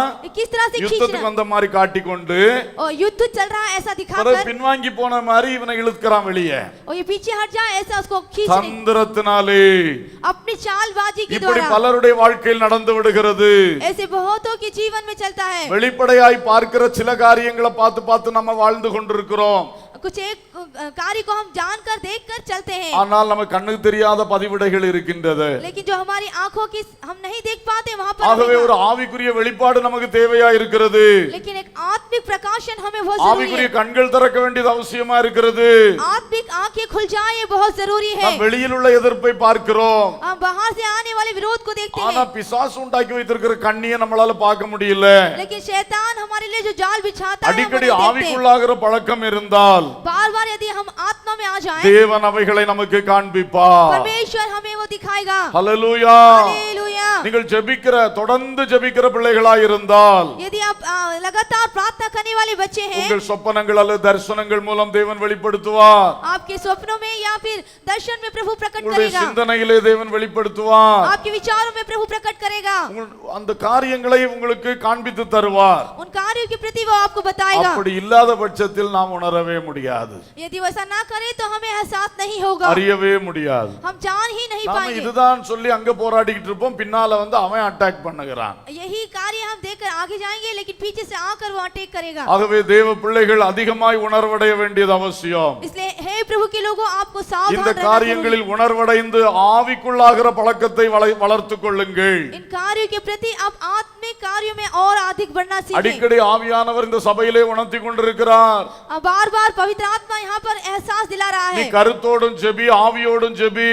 तो बुद्धि के साथ प्रार्थना कर और अर्थ के साथ प्रार्थना कर। அடிக்கடி ஒரு காரியம் சபையிலே உணர்த்தப்படும் பொழுது தேவ மக்கள் அதை சீரியஸா எடுத்துக்கொள்ள வேண்டும். बार बार जब पवित्र आत्मा इस बात का एहसास देता है तो आप इस बात का एहसास करने पाए। இன்னைக்கும் நான் ஜெப வேளையில் பார்க்கிறேன், अनेகர் வெளிப்படையவில்லை. आज भी जब हम देखता हूँ तो प्रार्थना में किसी को उत्साह नहीं आया, கருத்தோடும் ஜெபிக்கல, ஆவியோடும் ஜெபிக்கல பலர். कुछ और लोगों ने बुद्धि से भी नहीं प्रार्थना की और अर्थ के साथ भी ரெண்டும் இல்லாம சும்மா ஒரு கடமை ஜெபம் தான் இருக்கிறது. नहीं। दोनों नहीं एक कर्तव्य को आप निभा रहे हैं। ஒன்று நீங்க என்ன ஜெபிக்கிறீங்க அதை கருத்தோட ஜெபம் பண்ணுங்க. पहला आप जो प्रार्थना कर रहे हैं उसका अर्थ होना அதே चाहिए। காரியத்துக்கு ஆவியில் நிறைந்து பரிசுத்த ஆவிக்கு இடம் கொடுத்து ஜெபம் பண்ணுங்க. उसी बात को आप पवित्र आत्मा से भरकर पवित्र आत्मा में को जगह இந்த दीजिए। மாதம் ஜெப மாதம். इस जो இத நல்லா பிராக்டீஸ் பண்ணுங்க. यह महीना प्रार्थना का महीना है। इस बात की நிச்சயமாய் अच्छी வெற்றி practice- பெறுவீர்கள். अब निश्चित रूप से நம்முடைய जय पाएंगे। ஆவிக்குரிய கண்கள் திறக்காமல் நாம் பாதுகாப்பா இருக்க முடியாது அன்பானவர்களே. हे प्रियो हमारी आत्मिक आंखें ना खुले तो हम अच्छे नहीं रह पाएंगे। சாத்தான் பதிவிட வைக்கக்கூடியவன். क्योंकि शैतान ने हमारे पीछे वो घात लगाए हुए हैं। நீதிமொழிகள் 7:23 சொல்லுகிறது, नीति वचन 7 और 27 में कहता है, ஒரு குருவி தன் பிராணனை வாங்கும் கண்ணியை அறியாமல் அதில் விழ தீவிரிக்கிறது போலும் அவளுக்கு பின்னே போனான், அம்பு அவன் ஈரலை பிளந்தது. ஒரு வாலிபன் ஒரு கெட்ட ஸ்திரீக்கு பின்னால போறதை குறித்து சொல்லப்பட்டிருக்கிறது. यहाँ पर एक जवान पुरुष एक गलत स्त्री के पीछे गया। அவளுடைய அழகிலே மயங்கி அவன் பின்னாலே போகிறான். वो उसकी सुंदरता में डूबकर वो उसके पीछे गया। ஆனால் அங்கு பயங்கரமான கண்ணி அவனுக்கு வைக்கப்பட்டிருக்கிறது, அது அவனுக்கு தெரிகிறதில்லை. लेकिन एक बड़ा जाल बिछा रखा था, उसे नहीं मालूम। இது வெறும் அழகல்ல, ये केवल एक सुंदरता नहीं, இந்த அழகுக்கு பின்னால ஒரு கண்ணி இருக்குன்னு சொல்லி அவனுக்கு உணர்வில்லை. इस सुंदरता के प्रति एक जाल है, इसको विचार नहीं। இது மாதிரி அழகு யாருக்கு கிடைக்கும்? इस प्रकार की सुंदरता किसको मिलेगी? இது மாதிரி வாய்ப்பு யாருக்கு கிடைக்கும் इस प्रकार का मौका किसको मिलेगा? என்று சொல்லி தீவிரித்து போகிறான். ये सोचकर बहुत ही जल्दी से जाता है। ஆனால் அங்கே கண்ணி இருக்கிறது. लेकिन वहाँ उसके लिए जाल बिछा रखा है। அம்பு அவன் ஈரலை பிளந்தது. और तीर कलेजे को तीर भेद गई। அம்பு அவன் ஈரலை பிளந்தது. कलेजा तीर से भेदा गया। வாலிப தம்பி தங்கச்சி, हे जवान भाई और बहन, உனக்காகத்தான் நீதிமொழி 7:23 எழுதப்பட்டிருக்கிறது. तेरे लिए ही नीति वचन 7 और 23 लिखा है। யாரையோ நம்பி பின்னால போகாத, किसी और पर विश्वास करके उसके पीछे ना அழகுல जा। மயங்கி போகாத, तू उसकी सुंदरता में ना डूब। அந்த நபருடைய பேச்சில மயங்கி போகாத, उस व्यक्ति की बातों में तू ना डूब। பெரிய காரியங்கள் இருக்கிறது நினைச்சு போகாத. और इसमें बड़े कार्य ऐसा सोच कर तू उसके पीछे அங்கேதான் ना जा। உனக்கு பயங்கரமான கண்ணி இருக்கிறது. वही तेरे लिए एक बड़ा फंदा रखा है। நீ நேரடியா பாதாளத்துக்கு போய் சேருவாய். तू सीधे उस अधोलोक में उतर जाएगा। அப்படிப்பட்ட படுகுழி அங்கே இருக்கிறது. इस प्रकार का गड्ढा वहाँ पर है। அம்பு ஈரலை பிளக்கும் என்று வசனம் சொல்லுகிறது. वचन कहता है कि कलेजा तीर से भेदा जाएगा। நிலைமை எவ்வளவு பயங்கரமா இருக்கும் என்பதை சிந்தித்து பார். यह स्थिति कितनी भयंकर होगी आप सोच कर देख। உன் வாலிப பிராயத்திலே நீ சிருஷ்டிகரை நினை. और तेरी जवानी की अवस्था में हमें सृष्टिकर्ता का தேவனை தேடும் உணர்வு வரட்டும். और परमेश्वर की खोज करने के लिए तुझे विचार சர்ச்சுக்கு आने पर। வருவது உனக்கு பிடிக்கவில்லை அல்லவா? வீட்டிலே இருப்பது உனக்கு சந்தோஷமா இருக்கிறது அல்லவா? चर्च में आना और घर में रहना तुझे आनंद लगता है। நீ வழி தவறி போய் கொண்டிருக்கிறாய். तू मार्ग से भटक गया है। சண்டே ஸ்கூல் உனக்கு கடமையாய் போய்விட்டது. केवल काम के लिए अब संडे स्कूल को आते அந்த हैं। வாலிபர் கூட்டத்தில் இருப்பது உனக்கு பிடிக்கவில்லை. उस जवानों की प्रार्थना तुझे नहीं भाती। உன்னுடைய வழி சரியல்ல, तेरे मार्ग सही नहीं, உன்னுடைய நண்பர்கள் சரியல்ல, तेरे मित्र सही नहीं, நீ யாருக்கு பின்னால போகிறியோ அந்த நபர் சரியல்ல. तू जिसके पीछे जा रहा है वो मित्र பெரிய नहीं। ஏமாற்றத்துக்கு நேராய் போய் तू கொண்டிருக்கிறாய். एक बड़े धोखे के पीछे जा रहा है। மறுபடியும் வசனம் உன்னை எச்சரிக்கிறது. बार बार वचन तुझे चेतावनी देता அம்பு है। ஈரலை பிளக்கும். वो कलेजा तीर से भेदा जाएगा। ஜாக்கிரதை. तू सावधान रहे। இன்று துண்டித்து விடு. आज ही तू जागृत हो। அந்த போக்கை நிறுத்தி விடு. वो तेरे उस मार्ग को तू रोक அந்த दे। வழிக்கு நீ போகாதே. उस रास्ते को तू ना जा। அந்த நண்பர்களை தைரியமாய் துண்டித்து விடு. उस मित्र को तू हिम्मत से साथ छोड़ दे। அந்த மாதிரி பேச்சுகளை உடனே வெட்டி போடு. इस बात की बात को तुरंत उसको काट दे। அந்த பேச்சுக்கு இடம் கொடுக்காத. उन बातों की तू जगह ना அந்த दे। சம்பாஷணையில நீ இருக்காத. उन बातों के बीच में तू ना फंस। நீ நன்றாக வர வேண்டிய நபர். तू अच्छा आने वाला व्यक्ति, இயேசுவுக்காக சாட்சியாய் பிரகாசிக்க வேண்டிய நபர். यीशु के लिए गवाही के साथ प्रकट होने वाला व्यक्ति। நீ உன்னுடைய கல்வியை ஆண்டவர் ஆசீர்வதிக்க சித்தமாய் இருக்கிறார். तेरे कॉलेज की पढ़ाई को आशीष देना प्रभु चाहता உன்னுடைய है। மேன்மைகளை கெடுப்பதற்காய் சாத்தான் கண்ணியை வைத்திருக்கிறார். तेरी बढ़ोतरी को बिगाड़ने के लिए शैतान फंदा बिछा रहा அந்த है। கண்ணி உன்னை மயக்குறது. और वो फंदा तुझे बहका रहा है। இனி மயங்காதே. अब तू उसमें ना डूब। இந்த எச்சரிப்பை எடுத்துக்கொள். आज इस बात से सावधान हो। அல்லேலூயா. हालेलूया। கர்த்தர் எச்சரிக்கிறார். परमेश्वर इस बात की चेतावनी देता है। மூன்றாவது, तीसरी बात, குற்றத்தை உணர்கின்ற ஒரு உணர்வு நமக்கு வேண்டும். अपनी गलतियों का एहसास का एक होना चाहिए தேவனை உணர்கின்ற உணர்வு வேண்டும், परमेश्वर को जानने का विचार होना चाहिए இந்த ஆபத்துகளை உணர்கின்ற உணர்வு வேண்டும், और खतरों की प्रति भी जानकारी होनी चाहिए நம்முடைய தவறுகளை உணர்கின்ற உணர்வும் நமக்கு வேண்டும். हमें अपनी गलती के प्रति भी एहसास होना चाहिए யோவான் 8ஆம் அதிகாரம் 9ஆம் வசனத்திலே यूहन्ना 8वां अध्याय 9वें वचन में ஒரு கையுமையுமாய் பாவத்திலே பிடிக்கப்பட்ட ஸ்திரியை கொண்டு நிறுத்தினாங்க. जो हाथों हाथ पाप में पकड़ी गई स्त्री को देखा இதை பிடித்து கொண்டு வந்தவங்க எல்லாம் சேர்ந்து அந்த ஸ்திரியை கல்லெறிகிறதுக்கு ஆயத்தமா இருந்தார்கள். और जो स्त्री को लेकर आने वाले सभी लोग ने उस पर पथराव करने के लिए तैयार थे. அப்பொழுது இயேசு சொன்னார், तब यीशु ने उनसे நீங்க कहा சொல்றது நியாயம்தான், आप जो कह रहे हैं वो सही है. மோசே நியாயப்பிரமாணத்தின்படி இவளை கல்லெறிந்து கொல்ல வேண்டும். मूसा ने अपनी व्यवस्था के अनुसार इस स्त्री को पत्थर से मारना चाहिए ஏனென்றால் இவள் பாவத்தில் கையுமையுமாய் பிடிக்கப்பட்டிருக்கிறாள். क्योंकि जो यह स्त्री है पाप करते हुए हाथों हाथ पकड़ाई गई. ஆனா இயேசு சொன்னார், लेकिन यीशु ने कहा உங்களில் பாவம் இல்லாதவன் முதலாவது கல்லெறிய கடவன். आप में से जिसने पाप नहीं किया वो पहले पत्थर को मारे. அப்படி சொல்லிட்டு அவர் தரையில எழுதி கொண்டே இருந்தார். उसके बाद वो नीचे झुककर भूमि पर लिखने लगा. கொஞ்ச நேரம் கழிச்சு நிமிர்ந்து பார்த்தார், कुछ एक बार वो उठकर देखता है ஒருவனையும் காணவில்லை. उसने एक को भी वहां नहीं देखा. பைபிள் சொல்லுகிறது, बाइबल कहती है பெரியவன் முதல் சிறியவன் வரை ஒவ்வொருவராய் ஓடி போனார்கள். बाइबल कहती है कि बड़े से लेकर छोटे तक कर वहां से चले गए. இவங்க எல்லாம் எதுக்கு வந்தவர்கள்? ये लोग कहां किस लिए आए थे? பாவியை கொல்ல வந்தவர்கள். एक पापी स्त्री को मारने आए थे. இவன் ஒவ்வொருத்தனும் பாவி. ये यहाँ पे हर एक पापी था. ஆனா இவங்க எதுக்கு வந்திருக்காங்க இப்போ? लेकिन ये किस लिए आए हैं? பாவியை கொல்ல வந்திருக்காங்க. एक पापी को मारने आए हैं. அப்ப அவ பிடிபட்ட பாவி, तो यह जो पकड़ा गया एक पापी, இவனுங்க இன்னும் பிடிபடாத பாவிகள். ये जो पापी है अब तक की नहीं पकड़ा गया. இந்த பிடிபடாத பாவிகள் எல்லாம் சேர்ந்து ये जो पकड़ा नहीं गए सभी पापी लोग मिलकर பிடிபட்ட பாவியை கொல்ல வந்திருக்கு. ये जो पकड़ी गई है उस पापी को मारने ஏன்னா आए. தனக்குள் இருக்கிற குற்றத்தை குறித்து தனக்கு உணர்வில்லை. क्योंकि अपने अंदर जो गलती थी उस बात का विचार से नहीं था. அவளுடைய குற்றம் வெளிச்சத்துக்கு வந்து விட்டபடினாலே उसकी गलती प्रकाश में आने के ஓ कारण அவள் குற்றவாளி என்று எல்லாம் கல் எடுத்துட்டு வந்து ओ விட்டார்கள். ये दोषी है सभी लोग पत्थर लेकर आ गए. ஆனா உனக்குள்ளேயும் குற்றம் இருக்கு. लेकिन तेरे अंदर ही वो दोष है. இயேசு பேசின வார்த்தையில தான் அவனுக்கு உணர்வு வந்துச்சு. यीशु ने जो बातें की उसके अंदर एहसास आया. ஓடியே போனான். वो दौड़कर भाग गए. அல்லேலூயா. हालेलुया. அப்ப நமது வாழ்க்கையிலும் நம்முடைய குற்றத்தை குறித்த உணர்வு நமக்கு வர வேண்டும். तो हमें अपने जीवन में अपनी गलती के प्रति एहसास எப்ப होना चाहिए. பார்த்தாலும் அடுத்த ஆளை குற்றம் சாட்டுறது பழக்கமா இருக்கிறது. हरगिज हमेशा दूसरों की गलतियों को हम ना देखते சிலர் रहे. இதனாலேயே நரகத்துக்கு போறாங்க. कुछ एक लोग इसी कारण नरक की ओर जाने वाले அடுத்த ஆளை நியாயம் தீர்க்கிறது குற்றம் சாட்டுறது. बेफजूल दूसरों का न्याय करते हैं. அது சாத்தானுடைய வேலை. ये शैतान का काम है. நீங்க தேவ பிள்ளைன்னு சொல்லிட்டு அந்த வேலையை செஞ்சுட்டு இருந்தா அப்புறம் உங்களுக்கு யாரோட பங்கு கிடைக்கும்? यदि आप परमेश्वर के लोग कहकर आप उसकी बात माने तो आपको किसके साथ भाग मिलेगा? சிலருக்கு என்ன சொன்னாலும் இது புரிகிறது இல்ல. कुछ एक को कुछ भी कहे तो नहीं समझ में आता. டெய்லி யாரையாவது குறை பேசாம அவங்களுக்கு சாப்பாடு இறங்காது. प्रत्येक दिन यदि अब किसी की बुराई ना करे तो उनको खाना हजम 4 नहीं பேர் होता. கூடனா யாராவது ஒரு ஆளை போட்டு இங்க கடலை வறுத்த மாதிரி வறுத்துக்கிட்டு இருக்கணும். 4 एक मिल जाएंगे तो एक व्यक्ति को उस तरह से दबाते हैं. இது ஒரு கெட்ட பழக்கமா போச்சு. एक बुरी आदत हो गई है. சும்மாயே இருக்க முடியாது அந்த ஆட்களுக்கு. நீங்க வேணா பாத்துக்கிடுங்க. आप उनसे चुप ही नहीं रह पाता. நீங்க சும்மா இருந்து பாருங்க, அவங்க உங்களை நோண்டி பேச ஆரம்பிச்சிருவாங்க. यदि आप चुप रहकर देखिए आपको वो खेलना लग ஏன்னா உங்களுக்கு जाएंगे. உள்ள இருக்கத வெளியே வாந்தி பண்ணாம இருக்கவே முடியாது. கொமட்டிக்கிட்டே வரும். क्योंकि जो उनके अंदर है वो उनको चुप नहीं रहने देगी, वो उल्टी करने की इच्छा रखेगी. அதுக்கு நீங்க தான் அந்த வேஸ்ட் பாக்ஸ் மாதிரி அவங்க தெரிஞ்செடுத்திருக்காங்க.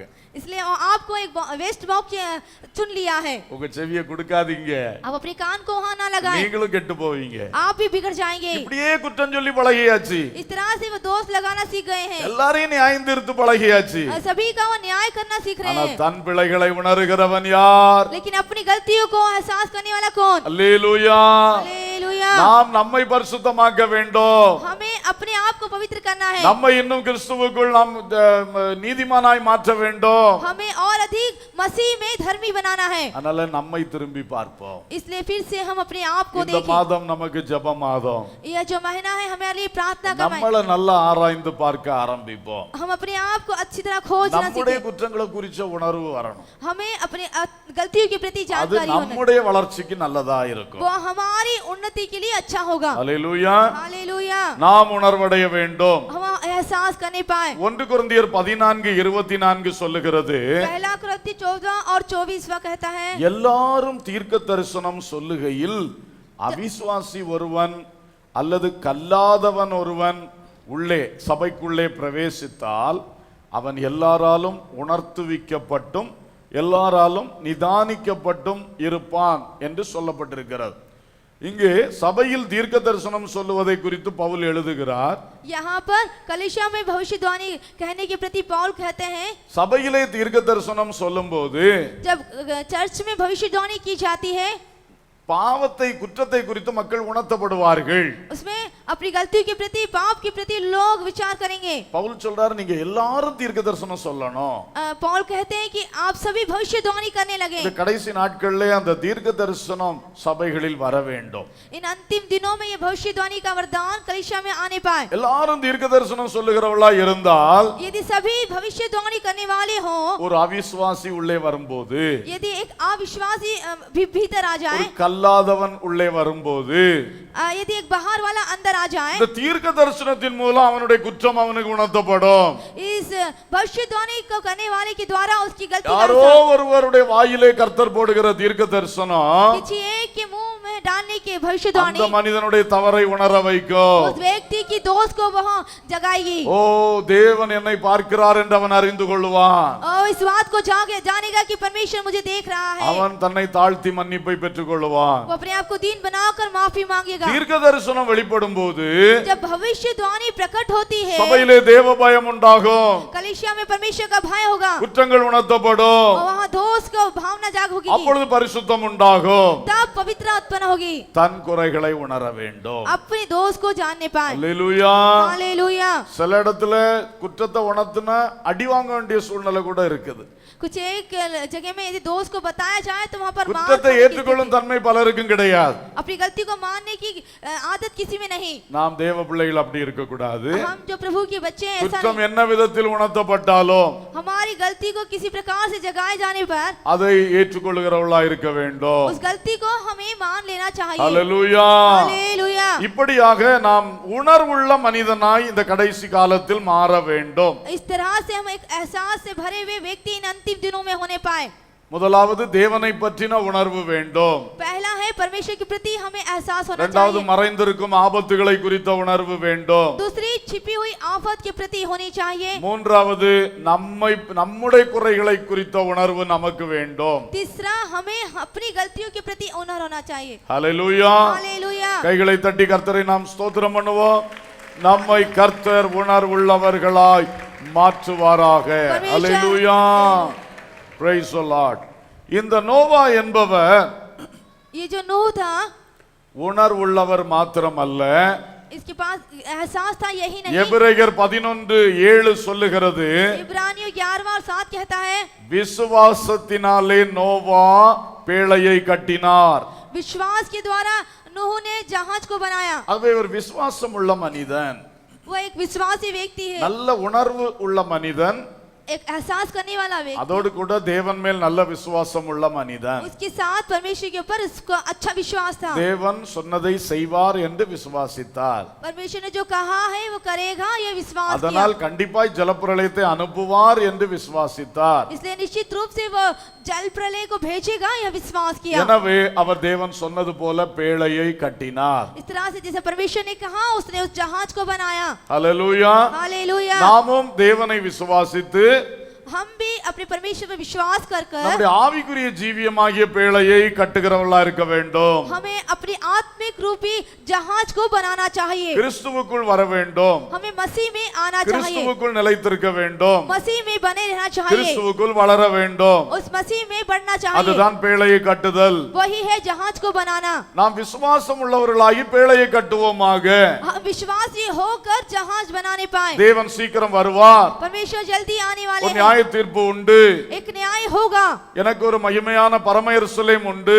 एक महिमा रूप से स्वर्गीय राज्य में இதையெல்லாம் குறித்து நாம் அப்படியே விசுவாசிக்க வேண்டும். इन सभी के प्रति हमें वैसा ही विश्वास करना அந்த चाहिए. விசுவாசத்தினாலே நம்முடைய ஆவிக்குரிய ஜீவியத்தை கட்டி எழுப்ப வேண்டும். उस विश्वास के द्वारा हम अपने आत्मिक जीवन को बनाने पाए. அல்லேலூயா. हालेलुया. மூன்றாவதாக तीसरा बात, ஆதியாகமம் 6ஆம் அதிகாரம் उत्पत्ति उसका 6वां अध्याय 22ஆம் வசனத்திலே நாம் பார்க்கின்றோம் 22वें वचन में हम देखते हैं தேவன் சொன்னபடியெல்லாம் நோவா செய்து முடித்தார் जैसा परमेश्वर ने कहा वे सभी नूह ने किया ஹல்லேலூயா हालेलुया அவர் வெறும் விசுவாசம் மட்டும் உள்ள மனுஷன் அல்ல वो केवल विश्वास करने वाला व्यक्ति नहीं அந்த விசுவாசத்தை கிரியையிலே காட்டக்கூடிய மனுஷன் उस विश्वास को अपने कामों में प्रकट करने वाला व्यक्ति a man of action செயல்படும் மனிதன் क्रिया करने वाला व्यक्ति ஆகவே அவன் உணர்வடைந்த மனிதன் तो एक एहसास को जागने वाला அவன் व्यक्ति விசுவாசம் உள்ள மனிதன் वो एक विश्वासी व्यक्ति அவன் விசுவாசத்தின்படி செயல்படும் वो மனிதன் विश्वास के अनुसार काम करने वाला व्यक्ति தேவன் எப்படி சொன்னாரோ அப்படியே செய்து முடித்தான் परमेश्वर ने जैसी आज्ञा दी उसने उसके अनुसार किया அல்லேலூயா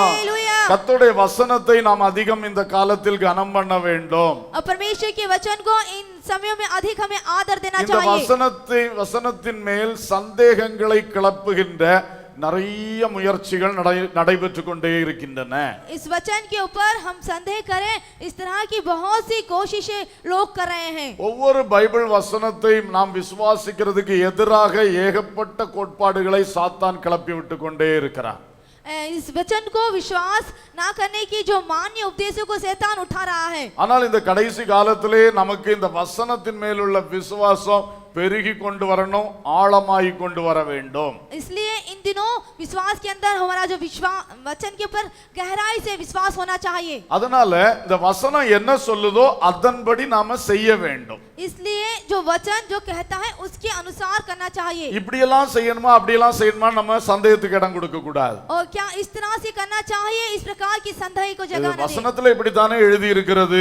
वचन में इस तरह से लिखा है அப்படினா நான் அதை செய்ய வேண்டும் तो मैं इस तरह से करना चाहिए அதுல நம்ம தெளிவும் உறுதியும் உள்ளவர்களா இருக்க வேண்டும் इस बात की साफ जानकारी और दृढ़ता हमारे अंदर होनी पाए நோவா கர்த்தர் தனக்கு சொன்னபடியெல்லாம் செய்து முடித்தான் परमेश्वर ने जो उसको आज्ञा दी थी वो सब कुछ नूह ने किया ஏன்னா அன்றைக்கு இவ்வளவு பெரிய கப்பலை கட்டுவது என்பது ரொம்ப ஒரு வேடிக்கையான ஒரு விஷயம்தான் क्योंकि उन दिनों एक बड़ा जहाज बनाने का एक मजाक का विषय था அது மாதிரி ஒரு மலையை உலகம் கண்டதே இல்லை क्योंकि उतनी बड़ी चट्टान को कोई ने देखा ही नहीं அப்படிப்பட்ட அழிவுகளை இதற்கு முன் உலகம் கண்டதே இல்லை इस प्रकार के नाश को उसके पहले किसी ने देखा नहीं அப்போ போய் இவ்வளவு பெரிய ஒரு படகை ஒருத்தன் கட்டுகிறான்னு சொன்னா அது யாரும் நம்ப முடியாத விஷயம்தான் तो उस स्थिति में कोई इतना बड़ा जहाज बनाएगा कोई उस पर विश्वास नहीं करेगा ஆனா தேவன் சொன்னார் लेकिन परमेश्वर ने कहा அந்த வார்த்தையை நோவா விசுவாசித்தான் उस बात पर नूह ने विश्वास किया அதை ஏனோ தானோன்னு செய்யாம சொன்னபடி எல்லாம் செய்து முடித்தான் उस बात की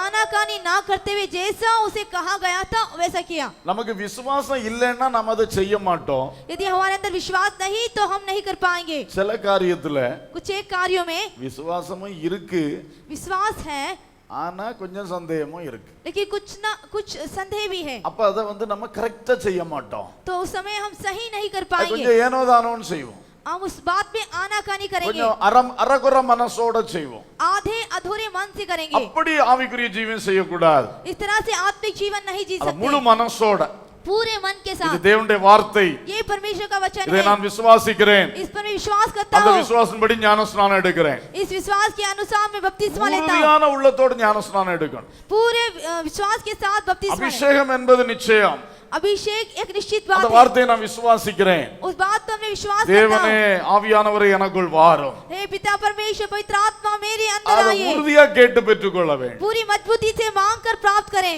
இந்த வேறுபாட்டின் உபதேசம் एक अलगाव के उपदेशों को இன்னைக்கு நிறைய பேர் அதை சும்மா ஏனோ தானோ அப்படி வச்சிருக்கிறீங்க बहुत लोग इस बात की आनाकानी करते हैं அது ஏனோ தானோ வைக்க வேண்டிய உபதேசம் அல்ல इस बात की अवहेलना करें ये उपदेश नहीं வேறுபடாவிட்டால் பரிசுத்தமுள்ள தேவனை சந்திக்க முடியாது यदि आप अपने जीवन में एक अलगाव का जीवन ना दें तो அல்லேலூயா परमेश्वर को नहीं दे पाएंगे பைபிள் எதை விட்டு விலகுன்னு சொல்லுதோ அதுக்கு விட்டு விலகி ஆகணும் बाइबल जिस बात से अलग होने के कहती है उस बात से आपको अलग होना है அப்புறம் இதெல்லாம் ஒண்ணும் இல்ல அப்படின்னு அந்த வசனத்தை நம்ம சொன்னோம்னா ओ ये कुछ नहीं यदि आप ऐसा कहे तो அந்த வசனத்தை நாம் மதிக்கவில்லை उस वचन का आपने आदर नहीं किया அந்த வசனத்தை விசுவாசிக்கவில்லை उस वचन का आपने विश्वास नहीं किया அதன்படி செய்யல उसके अनुसार आपने नहीं किया அதனால தயவு செய்து உறுதியாயிருங்கள் इसलिए मैं आपसे निवेदन करता हूं कि आप दृढ़ बने रहें விசுவாசத்திலும் உறுதியா இருங்க அதை செயல்படுத்துறதுலயும் தெளிவா இருங்க आप विश्वास में दृढ़ बन रहे और काम करने में बहुत ही साफ बने रहे அல்லேலூயா हालेलुया கடைசியாக अंत में இந்த நோவாவை பற்றி இன்னொரு வார்த்தை इस नूह के प्रति एक और बात। வாசியுங்கள் 2 பேதுரு 2:5 दूसरा पत्रस 2 और 2 5 பேதுரு 2:5 பூர்வ உலகத்தையும் தப்ப விடாமல் நீதியை பிரசங்கித்தவனாகிய நோவா முதலான 8 பேரை காப்பாற்றி அவபக்தி உள்ளவர்கள் நிறைந்த உலகத்தின் மேல் ஜலப்பிரளயத்தை வரப்பண்ணி நீதியை பிரசங்கித்த நோவா. धर्म का प्रचार करने वाला नूह। சோ 4 காரியம் சொல்லுவேன்னு சொன்னேன். मैंने 4 कार्य की बात। நோவா உணர்வடைந்த மனிதன். नूह एक एहसास करने वाला व्यक्ति। இரண்டாவது நோவா விசுவாசம் நிறைந்த மனிதன். दूसरा नूह जो था विश्वास से भरा हुआ व्यक्ति। மூன்றாவது நோவா விசுவாசத்தின்படி செயல்பட்ட மனிதன். तीसरा विश्वास के अनुसार कार्य करने वाला व्यक्ति। நான்காவது நோவா நீதியை பிரசங்கித்த மனிதன். चौथा है नूह ने धर्म का प्रचार किया। இது ஒரு அழகான அனுபவம். ये बहुत ही सुंदर अनुभव है। தனக்கு தேவனுடைய வார்த்தை கிடைத்தது. उसको परमेश्वर का वचन मिला था। அதை விசுவாசித்து செயல்பட்டான். उसने विश्वास किया और काम किया। ஆனால் அவன் சுயநலவாதியாக இராமல் लेकिन वह एक स्वार्थी ना रहकर தான் கண்டடைந்த நீதியை उसने जो धर्म को देखा था மற்றவர்களுக்கு பிரசங்கித்தான். दूसरों को उसने प्रचार किया। ஹல்லேலூயா. हालेलुया। இன்றைக்கு நம்மில் अनेகர் இங்க தான் தவறு பண்ணுகிறோம். हम में से बहुत लोग यहीं आकर गलती करते हैं। நமக்கு நிறைய வசனங்கள் தெரியும். हम बहुत से वचन को जानते हैं। நல்ல ஆவிக்குரிய அனுபவங்கள் உண்டு. अच्छे आत्मिक अनुभव हैं। எல்லாம் நமக்குள்ளே அடக்கி வைத்துக் கொள்வோம். सब कुछ हम अपने अंदर दबा के நாம் रखते हैं। மட்டும் அனுபவிப்போம். हम केवल उसका अनुभव करते हैं। எப்படா அலாரம் அடிக்கும் நம்ம எக்காலம் துணிக்கும் நம்ம மேல போயிடலாம்னு நம்ம இருப்போம். हम सोचते हैं कब तुरही फूकी जाए और हम ऊपर उठा लिए जाएं। சுயநலம். यह स्वार्थ है। வடிகட்டின சுயநலம். ये पूरी तरह से निचोड़ करने वाला। நீங்க இவ்வளவு பெரிய ரட்சிப்பை பெற்றிருக்கிறீர்கள் என்றால் आपने इतना बड़ा उद्धार पा लिया है அது तो எவ்வளவு ஒரு பெரிய ரட்சிப்பு என்ற உணர்வு உங்களுக்குள்ள முதல்ல வரட்டும். वो कितना बड़ा उद्धार है, पहला एहसास இந்த आपके अंदर आने ரட்சிப்பை पर। நீங்க பெறாம இருந்தால் यदि इस उद्धार को आप ना पाए பயங்கரமான அக்கினி கடலுக்கு போக வேண்டியதா இருந்திருக்கும். एक भयानक अग्नि की झील में डालना जाएंगे। ஆனால் அங்கிருந்து இன்றைக்கு மீட்கப்பட்டு விட்டோமே. लेकिन वहां से आज आप छुड़ा लिए गए हैं। அதுக்கு காரணமே இயேசு. उसका कारण ही यीशु है। இயேசுவின் சிலுவை. यीशु का क्रूस है। இயேசு தந்த ஆத்ம ரட்சிப்பு. और यीशु ने दिया वो आत्म उद्धार। இந்த பெரிய ரட்சிப்பை ஏன் பிறருக்கு சொல்லவில்லை? इतनी बड़े उद्धार को क्यों दूसरे को नहीं कहा? நீங்கள் அந்த நீதியை விசுவாசிக்கிறீங்க. आप उस धार्मिकता को विश्वास நான் करते हैं। ரட்சிக்கப்பட்டதனால இனி அக்கினி கடலுக்கு போக மாட்டேன். और मैं उद्धार पा चुका इसलिए झील में नहीं அந்த जाऊंगा। நீதியை நீங்க மற்றவங்களுக்கும் சொல்லி கொடுங்க. वही धार्मिकता को दूसरों को बताएं। அதை சொல்லாமல் இருப்பது குற்றம். यदि आप ना कहे तो ये दोष होगा। நற்செய்தி அறிவிக்காமல் இருப்பது பக்கா சுயநலம். यदि सुसमाचार को आप नहीं बताएं तो ये बहुत ही स्वार्थ है। நாம் எல்லாரும் நற்செய்தி அறிவிக்க வேண்டும். हम सभी को सुसमाचार बताना चाहिए। அநேகர் வந்து தங்களுடைய சிந்தனை அந்த பக்கம் விடுகிறதே கிடையாது. बहुत लोग हैं अपना विचार ही वहां नहीं घुमाते। எனக்கு கொஞ்சம் ஆவியில அதை புரிய முடிகிறது. मेरी आत्मा में इस बात को समझ रहा हूं। ஆத்ம ஆதாயத்தை பற்றி பிரசங்கம் பண்ணினா लोगों को आत्मा को जीतने के लिए संदेश दे, சில உள்ளங்கள் அங்க திரும்பிடும். कुछ एक का हृदय वहां फिर जाएगा। பிரசங்கம் பண்ற ஆளுக்கு தெரியும். वो संदेश जो அது देता है வரைக்கும் उसको அப்படி मालूम। கேட்டுக்கிட்டே இருப்பார்கள். वो लोग सुनते रहेंगे। 100 பேர் கேட்டுக்கொண்டிருந்த இடத்துல 100 लोग सुनने की स्थिति ஆத்ம में ஆதாயத்தை பற்றி பிரசங்கம் பண்ண ஆரம்பித்தா जब यदि आत्मा को जीतने के लिए संदेश दिया जाए 10 பேருடைய உள்ளம் தான் அதை கேக்குது. केवल 10 लोगों का हृदय ही वो सुनता है। மற்றவர்கள் எனக்கு இது ஆகாதது என்று நினைத்து ஒதுங்குகிறார்கள். ओ कुछ लोग हम मुझे ये नहीं मेरा काम है நீங்கள் अलग தான் होते हैं। சுயநலவாதிகள். आप ही स्वार्थी है। இன்றைக்கு திருந்துங்கள். आज फिर जाए। நீ பெற்ற நீதியை மற்றவர்களுக்கும் சொல்ல வேணும். जो तूने धर्म पाया है वो दूसरों को बता। இந்த மனிதன் நீதியை பிரசங்கித்த நோவா. ये जो व्यक्ति है धर्म का प्रचार करने இயேசுவை वाला பற்றி மற்றவர்களுக்கு சொல்லுங்கள். यीशु के बारे में दूसरों को बताएं। அல்லேலூயா. हालेलुया। அப்போஸ்தல நடபடிகளிலே பார்க்கும்போது प्रेरितों के कामों में हम जब देखते சில हैं வசனங்களை உங்களுக்கு ஞாபகப்படுத்துகிறேன். कुछ एक वचन में याद दिलाना चाहता हूँ। 3ஆம் அதிகாரம் 20ஆம் வசனம் சொல்லுகிறது, तीसरा अध्याय 20वां वचन कहता है இயேசுவை பிரசங்கித்தார்கள். उन्होंने यीशु को प्रचार किया। யார பிரசங்கம் பண்ணணும்? இயேசுவை பிரசங்கம் பண்ணணும். இதெல்லாம் நீங்க நோட் பண்ணி வச்சுக்கிட்டீங்கன்னா நல்லா இருக்கும். उन्होंने यीशु मसीह का संदेश दिया। இயேசுவை சொல்லணும். यीशु के बारे में कहना है। மற்றவங்களுக்கு இயேசுவை நீங்க சொல்லணும். दूसरों को यीशु के बारे में बताना। அடுத்தது 4ஆம் அதிகாரம் 2ஆம் வசனத்திலே चौथा अध्याय दूसरे वचन में மரித்தோரின் உயிர்த்தெழுதலை பிரசங்கித்தார்கள். उन्होंने मरे हुओं में से जी उठने के बारे में प्रचार किया। அப்ப அடுத்து சொல்லி கொடுக்க வேண்டிய இன்னொரு மேட்டர் என்னது? तो दूसरा एक और कार्य कहने का क्या? மரித்தோர் உயிர்த்தெழுவார்கள் என்பதை மற்றவங்களுக்கு நம்ம சொல்லணும். मरे हुओं में से जी उठना है, इस बात का दूसरों बात में प्रचार करें। 8ஆம் அதிகாரம் 12ஆம் வசனத்துல 8वां अध्याय 12वां वचन में பிலிப்பு தேவனுடைய ராஜ்யத்தையும் இயேசுவின் நாமத்தையும் பிரசங்கித்தான்.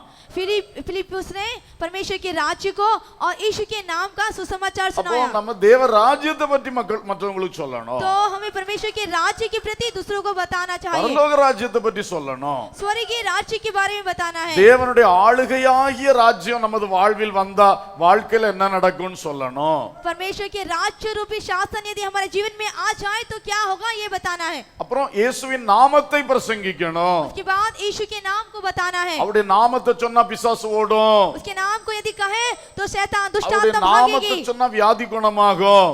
उसके नाम को कहने से बीमारियां चंगे हो இப்படி जाएंगे। இயேசுவின் நாமத்தை குறித்து சொல்ல வேண்டும். इस तरह से यीशु के नाम के प्रति बताएं। எத்தனை பேர் நோட் பண்றீங்க இதெல்லாம்? कितने लोग इसको नोट कर रहे हैं? இயேசுவை பற்றி சொல்லணும். यीशु के बारे में कहें। மரித்தோரின் உயிர்த்தெழுதலை பற்றி சொல்லணும். मरे हुओं में से जी उठने के बारे में कहें। தேவனுடைய ராஜ்யத்தை பற்றி சொல்லணும். परमेश्वर के राज्य के बारे में कहना है। இயேசுவின் நாமத்தை பற்றி சொல்லணும். यीशु के नाम के बारे में कहना है। 10ஆம் அதிகாரம் 36ஆம் வசனத்திலே 10वां अध्याय 36वें वचन में கிறிஸ்து மூலம் வரும் சமாதானத்தை பிரசங்கித்தார்கள். उन्हें मसीह के द्वारा जो शांति आती है उसका सुसमाचार सुनाया। இயேசு மூலம் வரக்கூடிய சமாதானத்தை பற்றி மற்றவர்களுக்கு சொல்ல வேண்டும். तो यीशु के द्वारा जो आने वाली शांति उसको दूसरों के बारे में நிறைய பேர் சமாதானம் இல்லாமல் வாழ்கிறார்கள். क्योंकि बहुत लोग शांति रहित जी रहे हैं। இயேசுவின் மூலம் வரும் சமாதானத்தை பிரசங்கிக்கணும். यीशु के द्वारा जो शांति मिलती है उसका प्रचार करें। 11:19 11वां और 19वें में வசனத்தை பிரசங்கித்தார்கள். उन्होंने वचन का प्रचार किया। இது நிறைய இடத்துல சொல்லி இருக்கு. வசனத்தை பிரசங்கித்தார்கள். उन्होंने वचन को सुनाया। They preached the word of God. தேவனுடைய வசனத்தை பிரசங்கித்தார்கள். उन्होंने परमेश्वर के वचन को सुनाया। அப்ப இந்த பைபிள்ல இருக்கிற வசனம் எல்லா வசனமும் பிரசங்கிக்கப்பட வேண்டிய வசனங்கள். तो जो बाइबल के जितने भी वचन है दूसरों को प्रचार करना இந்த चाहिए। வார்த்தையை பிரசங்கம் பண்ண வேண்டும். ये वचन को प्रचार करना चाहिए। அடுத்தது 14:7 சொல்லுகிறது 14वां अध्याय 7वां वचन कहता है சுவிசேஷத்தை பிரசங்கித்தார்கள். उन्होंने सुसमाचार को सुनाया। சுவிசேஷம்னா நற்செய்தி. और सुसमाचार का मतलब है अच्छा समाचार। உலகம் கெட்ட செய்தியினால் நிறைந்து கிடக்கிறது. ये संसार है बुरे समाचार से भरा हुआ है। இந்த நல்ல செய்தியை நம்ம சொல்லணும். उसके बीच हमें अच्छे सुसमाचार को सुनाना है। ரோமர் 10:8 சொல்லுகிறது रोमियो उसका 10 और 8 कहता है விசுவாசத்தின் வார்த்தையை பிரசங்கித்தார்கள். उन्होंने विश्वास की बात का प्रचार किया। மக்களுக்குள் தேவ விசுவாசத்தை எழுப்ப வேண்டி விசுவாசத்தின் வார்த்தைகளை பிரசங்கம் பண்ண வேண்டும். लोगों के अंदर परमेश्वर के प्रति विश्वास आए, इसलिए विश्वास का वचन का प्रचार करें। சரி, இப்படி இன்னும் நிறைய இருக்கும். इस तरह से बहुत होंगे। அப்ப இவ்வளவு விஷயங்கள் நாம மற்றவங்களுக்கு சொல்லி கொடுக்க வேண்டியது இருக்கிறது. तो इतने कार्य को दूसरों को बताना चाहिए। நீங்கள் இதை செய்கிறீர்களா? क्या आप इसको करते हैं? நோவா உணர்வடைந்தது போல் நீங்கள் உணர்வடைய வேண்டும் என்று கேட்டுக்கொண்டிருந்தீர்கள். आपने सुना कि नूह ने एहसास किया। அவனை போல விசுவாசம் வேண்டும் என்று கேட்டுக்கொண்டிருந்தீர்கள். आपने सुना कि उसके समान विश्वास चाहिए। அவனை போல விசுவாசத்தை செயல்படுத்த வேண்டும் என்று கேட்டீர்கள். आपने सुना कि उसके समान विश्वास को काम में लाना है। அவனை போல நாம் தேவனுடைய வசனத்தை பிரசங்கிக்க வேண்டும். उसके समान हम भी परमेश्वर के वचन को प्रचार करना இன்றைக்கு चाहिए। உங்கள் அனைவருக்குள் அந்த விருப்பம் வருவதாக. आज हर एक के अंदर ये भावनाएं आने पाए। இந்த கோடி கோடி மக்கள் நிறைந்த உலகத்திலே इस अरब लोगों के बीच में நான் ஒரு நோவாவை போல எழும்பி நிற்க வேண்டும். मुझे एक नूह के समान खड़ा होना है। ஒரு உணர்விலே, एक ஒரு एहसास से, விசுவாசத்திலே, अपने विश्वासों में, செயல்பாட்டிலே, अपने कार्यों में, சொல்லுவதிலே अपनी बातों में நோவாவை போல எழும்பி நிற்க வேண்டும். नूह के समान हमें खड़े होना है। ஒரு ஒரு வைராக்கியம் இன்னைக்கு உள்ளத்துல ஒரு ஸ்பார்க் மாதிரி அப்படி ஆண்டவர் பற்ற வச்சிட்டாருன்னா அது பெரிய வெற்றியாக இருக்கும். यदि एक भक्ति हमारे अंदर प्रभु जला दे तो ये बहुत ही अच्छा होगा। உங்க குடும்பத்தின் நடுவே, आपके परिवार के ஒரு बीच में நோவாவை போல எழும்பி நிக்கணும். आप एक नूह के समान खड़े हो। உங்க கிராமத்தின் நடுவே आपके गांव में நீங்க ஒரு நோவாவை போல எழும்பி நிக்கணும். आप एक नूह के समान खड़े हो। இந்த சபையின் நடுவே इस मंडली के बीच में நீங்கள் ஒரு நோவாவை போல எழும்பி நிக்கணும். आप नूह के समान खड़े हो। இனி அங்க இங்க அடுத்தால பாக்குற வேலையெல்லாம் நான் விட்டுறேன்.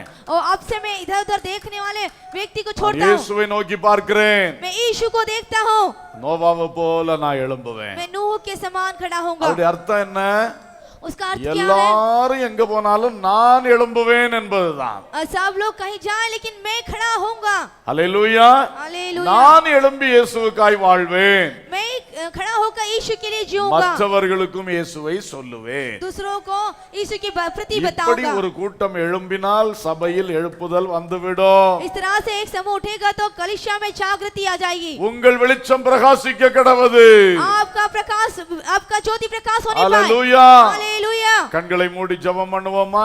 आंखें बंद करके प्रार्थना நான் करेंगे। சொல்லும் போதுதான் எழும்பி போனோம். அது வரைக்கும் எல்லாரும் சேர்ந்து ஜெபம் பண்ணுவோம். जब मैं कहूं तभी आप उठकर जाएं, लेकिन उसके बीच आप प्रार्थना करते रहें। ஹalleluya. நோவாவை போல ஒரு கூட்டத்தை கர்த்தர் இன்றைக்கு எழுப்ப வேண்டும். ஜெபம் பண்ணுங்க, எல்லாரும் ஜெபம் பண்ணுங்க. முதல்ல உணர்வை கேளுங்க. அதுதான் முதல் நமக்கு தேவையான காரியம். சின்ன பிள்ளைகள், வாலிபர்கள் எல்லாருமே ஆண்டவரோட கேட்க வேண்டிய விஷயம், ஆண்டவரே உங்களை பற்றின உணர்வை தாங்கப்பா, ஆபத்தை பற்றின உணர்வை தாங்கப்பா, என் குறைகளை பற்றின உணர்வை எனக்கு தாங்கப்பா. உண்மையா கேளுங்க. இந்த பிரசங்கத்தை, இந்த வார்த்தைகளை யாரு சும்மா அல்ல தட்டிட்டு போறீங்களோ நீங்க ஒரு பெரிய ஆபத்துக்கு நேரா போயிட்டு இருக்கீங்க என்பதை திட்டவட்டமா நான் சொல்றேன். ஏன்னா கடைசி காலம் அவ்வளவு ஆபத்து நிறைந்த காலம். உணர்வடையுங்கள் என்ற வார்த்தையும் கேட்டு நீங்க அதுக்கு ஒரு வார்த்தை ஆண்டவரே உணர்வை தாரோன்னு உண்மையா கேட்கலன்னா எப்படி உங்களுக்கு உதவி வரும்? அதனால நல்லா கேளுங்க. ஆண்டவரே எனக்கு உண்மையிலே தெய்வீக காரியத்துல ரொம்ப உணர்வு இல்லாம போயிருச்சு, என்னை மறுபடியும் உணர்வுள்ளவன் ஆக்கும் அப்பா என்று தாழ்த்தி ஜெபம் பண்ணுங்க. வாயை திறந்து கேளுங்க, அறிக்கை பண்ணுங்க. வாய் திறந்து அறிக்கை பண்ணும் பொழுது அதுல ஒரு கிரியை உண்டாகும். நல்லா கேளுங்க. ஆண்டவரே ஜெபிக்கணும்னு உள்ள உணர்வு எனக்கு இல்லை, பைபிள் எடுத்து படிக்கணும்னு உள்ள உணர்வு பலவேளை எனக்கு வரல, குடும்ப ஜெபத்தை பற்றின உணர்வு எனக்கு வரல. சொல்லுங்க, வாய் திறந்து அறிக்கை பண்ணுங்க, நல்லா அறிக்கை பண்ணுங்க. எப்ப பார்த்தாலும் அடுத்த ஆளு குறை, அடுத்த ஆளு குறை. இப்ப கூட பலருக்கு மனசுல அதுதான் நிக்குது. உங்களை பற்றி நீங்க யோசிக்கல, அடுத்த ஆளு குறையே யோசிக்கிறீங்க. சில ரொம்ப பரிசுத்தவான்கள் அடுத்த ஆளுகளுக்காகவே ஜெபம் பண்றீங்க. நல்லது, இப்ப உங்களுக்காக ஜெபம் பண்ணுங்க. அல்லேலூயா. எல்லாம் ஜெபம் பண்ணுங்க, ஜெபம் பண்ணுங்க. ஆண்டவரே உணர்வை தாரும். சபை ஆராதனைக்கு வரக்கூடிய ஒரு உணர்வு அதிகமா தாரும். நேரத்தோடு வரணும் என்ற உணர்வு தாரும். உங்க முன்னணைய நான் அறிய வேண்டும், உங்க முன்னணைய நான் பிரியமாக ஓடி வந்து அனுபவிக்க வேண்டும். ஹல்லேலூயா. ஜெபிக்கிறீங்களா? இந்த வார்த்தைகளை சொல்லி சொல்லி ஜெபித்தால் ஜெபிக்கிற உங்கள் வாழ்க்கையில ரொம்ப மாற்றங்கள் வரும். ஹல்லேலூயா. ஸ்தோத்திரம், ஸ்தோத்திரம், ஸ்தோத்திரம், ஸ்தோத்திரம். உணர்வை தாரும் அப்பா. சொல்லுங்க, ஒரு தடவை சும்மா கடமைக்கா கேட்டுட்டு விடுவது அல்ல, தாவந்தத்தோடு கேளுங்க. அப்பா உணர்வுள்ளவன் ஆக்கும். நான் ஏற்கனவே எனக்கு இருந்த உணர்வுகள் பலதும் இல்லாம போயிட்டு ஆண்டவரே, இந்த உலக ஆசைனால, பண ஆசைனால, பலவித காரியத்துல என் கண்ணு அங்கங்கே திரும்பி போயிட்டு ஆண்டவரே, இப்பொழுது என்னை மன்னியும் ஆண்டவரே, என்னை மறுபடியும் உணர்வுள்ளவன் ஆக்கும் அப்பா. அநேகர் நல்லா ஜெபம் பண்ணிட்டு இருக்கிறத நான் ஃபீல் பண்றேன். எல்லாரும் அப்படி ஜெபம் பண்ணீங்கன்னா மிகுந்த பிரயோஜனம் உங்களுக்கு வரும். வாலிப தம்பி, வாலிப பிள்ளைகள்லாம் உள்ளம் திறந்து ஜெபிப்பீர்கள் என்றால் உங்க வாழ்க்கையில பெரிய வெற்றி வரும். ஹல்லேலூயா. உணர்வு, உணர்வு, உணர்வு. அப்பா எனக்கு உணர்வை தாரும். உங்களை பற்றி நல்ல ஒரு உணர்வை தாங்க, உங்க வருகை பற்றின உணர்வை தாங்க, இந்த பரலோக ராஜ்யத்தை பற்றின உணர்வை எனக்கு தாங்க ஆண்டவரே. ஹல்லேலூயா. சத்துரு எங்கெங்க கண்ணி வைக்கிறானோ அதை எனக்கு ஆவியில உணர்த்தி தாங்க ஆண்டவரே. கேளுங்க, கேளுங்க. ஆண்டவரே அந்த பழக்கத்தை எனக்கு தாங்க. சத்துரு எங்க மறைமுகமாய் பதிவிடை வைக்கிறானோ, கண்ணியை வைக்கிறானோ, அதை குறித்த ஒரு உணர்வை கிருபையாய் எனக்கு ஆவியிலே தாருமையா. நான் எங்கேயாவது போய் சிக்கிடக்கூடாது ஐயா, எங்கேயாவது விழுந்துடக்கூடாது ஐயா. என் இயேசுவே, நான் அறிவுள்ளவன் அல்ல, நான் பலமுள்ளவன் அல்ல, உங்க கிருபையை நம்பி வாழக்கூடியவன், எனக்கு இறங்கும் ஐயா. கண்ணியில் சிக்காமல் முன் செல்ல கிருபையை தாரும் ஐயா. கெஞ்சி ஜெபம் பண்ணுங்க, ஆண்டவருடைய இரக்கம் நமக்கு கிடைக்கும், கிருபை நமக்கு கிடைக்கும். ஹல்லேலூயா. இவ்வளோ பெரிய ஆட்கள் கூட தடுமாறுகிறார்கள். அப்பா, நான் ஒன்றும் பெரியவன் அல்ல ஆண்டவரே, நான் அந்த அளவு வசனம் அறிந்தவன் அல்ல ஆண்டவரே. இயேசுவே, தடுமாறாமல் நிலைநிறுத்தும் அப்பா, கண்ணிகளில் சிக்காமல் காத்து கொள்ளும் அப்பா. சிறு பிள்ளைய போல தாழ்த்தி ஜெபிங்க. நான் வார்த்தை சொல்லுது மாதிரி நீங்களும் சொல்லி சொல்லி ஜெபம் பண்ணுங்க. இந்த ஜெபம் ரொம்ப பிரயோஜனமானது. ஹல்லேலூயா. இன்றைக்கு ஒரு உணர்வு வரும் என்றால் தொடர்ந்துள்ள ஜெப நாட்களில் நாம் அதை நன்றாய் பயன்படுத்த முடியும். ஹல்லேலூயா. இன்றைக்கு இப்பொழுது ஒரு உணர்வை பெற்றுக்கொள்ளணும், பெற்றுக்கொள்ளணும், பெற்றுக்கொள்ளணும். ஹல்லேலூயா, ஹல்லேலூயா. தகப்பனே, எங்கள் ஒவ்வொருவரையும் உணர்வுள்ளவர்கள் ஆக்கும். என்னையும் தாழ்த்தி ஜெபிக்கிறேன், இந்த ஒவ்வொருவரையும் தாழ்த்தி ஜெபிக்கிறோம் ஆண்டவரே. எங்கள் அனைவருக்கும் உணர்வு தேவை. எந்த இடத்தில் உணர்வு இல்லாமல் கடினப்பட்டு இருக்கிறோமோ அந்த கடினப்பட்ட பகுதியை மெழுகு போல உருகச் செய்யும் ஐயா, மெழுகு போல உருகச் செய்யும் ஐயா. நான் படிக்காத பைபிளா, நான் ஜெபிக்காத ஜெபமா என்று இருதயம் கட்டிப்பட்டு இன்றைக்கு இருந்த ஜெபத்தையும் இழந்து, இருந்த வேத தியானத்தையும் இழந்து நிற்கிற பரிதாபங்களுக்கு இறங்கும் ஐயா. உம்மை நோக்கி கூப்பிடுகிற வேளையிலே தகப்பனே, தகப்பனே, தகப்பனே, இறங்கும், இறங்கும், இறங்கும், இறங்கும், இறங்கும். எங்களை உணர்வுள்ளவர்கள் ஆக்கும் ஐயா, எங்களை உணர்வுள்ளவர்கள் ஆக்கும் ஐயா. ஆத்துமாக்களை ஆதாயம் பண்ணுகிறேன், ஆதாயம் பண்ணுகிறேன் சொல்லி இன்றைக்கு தங்கள் ஆத்துமா மங்கி போய் கொண்டிருக்கிறது. உணர்வுள்ளவர்கள் ஆக்கோ, உணர்வுள்ளவர்கள் ஆக்கோ. ஹல்லேலூயா, ஹல்லேலூயா, ஹல்லேலூயா. இயேசுவே, உணர்வுள்ளவர்கள் ஆக்கோ. பிறருக்கு பிரசங்கம் பண்ணுகிற எங்களை தாழ்த்துகிறோம், ஊழியக்காரலா எங்களை தாழ்த்துகிறோம். எங்களுக்குள் ஆழமான உணர்வை தாரும், உணர்வை தாரும், உணர்வை தாரும். எந்தெந்த பகுதி கடினப்பட்டிருக்கிறதோ அந்த பகுதி மெழுகு போல உருகும்படி உம் பிரசன்னத்தால் ஒவ்வொருவரையும் நிரப்பும் ஐயா. ஊழியர்கள், விசுவாசிகள், புதிதாய் வந்தவர்கள் எல்லா உள்ளங்களையும் உணர்த்தும் ஐயா, எல்லா உள்ளங்களையும் மெழுகு போல உருகச் செய்யும் ஐயா. இந்த ஜெப நாட்களில் கர்த்தர் எங்களை நன்றாக உருவாக்கத்தக்க வண்ணம் எங்கள் உள்ளத்தில் நல்ல உணர்வு வருவதாக. ஹல்லேலூயா, ஹல்லேலூயா, ஹல்லேலூயா. ஸ்தோத்திரம், ஸ்தோத்திரம், ஸ்தோத்திரம்.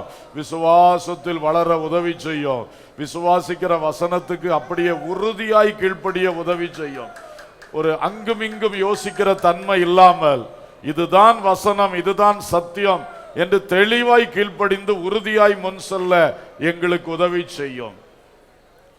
எல்லாரும் வலது கையை உயர்த்தி ஒரு ஜெபம் பண்ணுவோம். ஆண்டவரே, நீதியை பிரசங்கித்த நோவாவை போல நானும் இயேசுவை பற்றி மற்றவர்களுக்கு சொல்ல வேண்டும், சுவிசேஷம் அறிவிக்கணும், தேவனுடைய ராஜ்யத்தை அறிவிக்கணும், மரித்தோரின் உயிர்த்தெழுதலை அறிவிக்கணும், இயேசுவின் நாமத்தை சொல்லணும். அல்லேலூயா. கேளுங்க, ஆண்டவர்கிட்ட உண்மையாய் கேட்கும் போது கர்த்தர் அந்த வாஞ்சையை தருவார், அதற்குரிய வாய்ப்புகளை தருவார். கட்டாயம் நாமும் இயேசுவை பற்றி சொல்லுவோம். அது இயேசுவுக்கு சந்தோஷம், தூதர்கள் நடுவிலே சந்தோஷம். அது உங்களை அந்த சந்தோஷம் அளவில்லாமல் நிரப்பும், மகிழ்ச்சியின் கிரீடமாய் உங்க தலையில் அமரும். அல்லேலூயா. உண்மையா வாஞ்சையா கேளுங்க. கையை வைத்து கேட்டனால கேட்கறதுனால என்ன, சிலருக்கு அது கூட ஒரு வெக்கம். என்னைக்கு தான் இந்த கட்டு உங்களை விட்டு அறுபடுமோ தெரியல. ஊழியக்காரர் ஒன்ன சொன்னா உடனே அதை செய்வோம் என்று ஒரு சிறு பிள்ளைய போன்ற ஒரு கீழ்ப்படிதல் வரட்டும். அதுல கை வைத்துறதுக்கு ஒரு இருதய கடினம் அல்லது ஒரு பெருமை அல்லது ஒரு தயக்கம், இதுதான் இன்னைக்கு அநேகரை கட்டி வச்சிருக்கு. கை வைத்துங்க, கை வைத்து ஜெபம் பண்ணுங்க, அப்பமே பாதி கட்டு ஓடி போகும். அல்லேலூயா. ஸ்தோத்திரம், ஸ்தோத்திரம், ஸ்தோத்திரம். கர்த்தாவே, எனக்கு ஆத்துமாதாயம் செய்யும் வாஞ்சையை தாரும். நான் இந்த மாதத்திலே சில ஆத்துமாக்களை ஆதாயம் பண்ணணும். அந்த கடைசி ஞாயிற்றுக்கிழமை இங்கே கூட்டிட்டு வரணும். அவர்கள் தொடர்ந்து என்னை போல இங்கே அங்கத்தினர்களாய் மாறி ஆராதிக்கணும். இயேசுவுக்காக ஒரு கூட்டம் இங்கே எழும்ப வேண்டும். அல்லேலூயா, அல்லேலூயா, அல்லேலூயா. Thank you Jesus, thank you Jesus, thank you Jesus. கைகளை கீழே போடுவோம். ஹல்லேலூயா. Praise the Lord, praise the Lord, praise the Lord. கரங்களை தட்டி கர்த்தருக்கு ஸ்தோத்திரம் செலுத்துவோம். Glory, glory, glory, glory, glory. Hallelujah, hallelujah. அன்புள்ள பரலோக பிதாவே, நல்ல தகப்பனே, உம்மை ஸ்தோத்திரிக்கிறோம். இன்று நோவாவுடைய வாழ்க்கையை முன்வைத்து 4 காரியங்களை தியானிக்க உதவி செய்ததற்காய் ஸ்தோத்திரம். அந்த மனிதன் எல்லாரும் உணர்வில்லாதிருந்த காலத்திலே உணர்வடைந்தான். அது அவனை புதிய பூமிக்கு கொண்டு வந்தது. எல்லாரும் அழிந்த பொழுது அவனை அழிவுக்கு விலக்கி காப்பாற்றினது. எவ்வளவு மகிமை, எவ்வளவு மேன்மை. நாங்களும் இந்த கடைசி காலத்தில் இயேசுவின் வருகையில் இயேசுவோடு நிற்க வேண்டும். ஆமென். அந்த வெள்ளை சிங்காசனம் முன்னால வந்து நிற்க கூடாது. அந்த அக்கினி கடலுக்கு போகக்கூடாது. கர்த்தாவே, நாங்கள் உம்மோடு ஆகாயத்தில் நிற்கணும். அதுக்காக உணர்வை தாரும் ஆண்டவரே. உம்மை பற்றின உணர்வை தாரும். ஆபத்துகள் கண்ணிகளுக்கு விலகி செல்ல அவைகளை குறித்த உணர்வை தாரும். அப்பா, நாங்கள் எங்கள் குறைகளை எப்போதும் உணர்ந்து கொள்ளும் உணர்வை தாரும் அப்பா. உணர்வுள்ள பிள்ளைகளாய் இயேசுக்காக எழும்பி பிரகாசிக்க எல்லாருக்கும் கிருபை தருவீராக நாதா. விசுவாசம் உள்ளவர்களாய் மாற்றும். விசுவாசத்தை நல்ல கிரியையில வெளிப்படுத்தக்கூடியவர்களாய், அதில் சலனம் இல்லாமல், சந்தேகம் இல்லாமல், சம்சயம் இல்லாமல் விசுவாசித்த வார்த்தையை அப்படியே வாழ்க்கையில செயல்படுத்த எங்களுக்கு தயவாய் கிருபை செய்யும். அது மட்டுமல்ல, அவன் நீதியை பிரசங்கித்தவனாய் இருந்தது போல நாங்கள் அடைந்த இந்த தேவ நீதியை, இயேசுவின் இரத்தத்தால் அடைந்த இந்த தேவ நீதியை அநேகருக்கு சொல்லக்கூடிய மக்களாக எங்களை எழுப்பும் என்று ஜெபிக்கிறோம். இந்த நோவாவுக்கு அன்றைக்கு இருந்த நல்ல தன்மைகள் அவனை புதிய பூமிக்கு கொண்டு வந்தது. மற்றவர்கள் எல்லாம் அழிந்து போனார்கள். அதே போல நாங்களும் நோவாவை போல இந்த கடைசி சந்ததியில், துன்மார்க்கம் நிறைந்த சந்ததியில், பாவம் நிறைந்த சந்ததியில் நோவாவை போல உத்தமர்களாய் எழும்பி நின்று இயேசுவின் எக்கால தொனியின் வேளையில் இயேசுவோடு சேர்க்கப்பட எங்களை வழி நடத்தும். ஒவ்வொருவரையும் ஆசீர்வதியும். இந்த வசனம் எல்லாருக்குள்ளேயும் கிரியை செய்ய வேண்டும் என்று ஜெபிக்கிறோம். ஜெப நாட்களை மிகவும் ஆசீர்வாதமும் பிரயோஜனமாக மாற்றி தருவீராக. திருவிருந்து ஆராதனை ஆசீர்வதித்து தருவீராக. துதி, கனம், மகிமை உமக்கே செலுத்துகின்றோம். இயேசுவின் நாமத்தில் கேட்கிறோம் ஜீவனுள்ள பிதாவே. ஆமேன், ஆமேன்.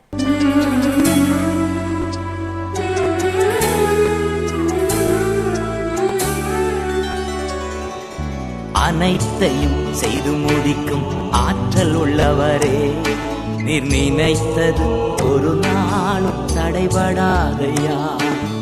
அனைத்தையும் செய்து முடிக்கும் ஆற்றல் உள்ளவரே, நீர் நினைத்தது ஒரு நாளும் தடைபடாதையா.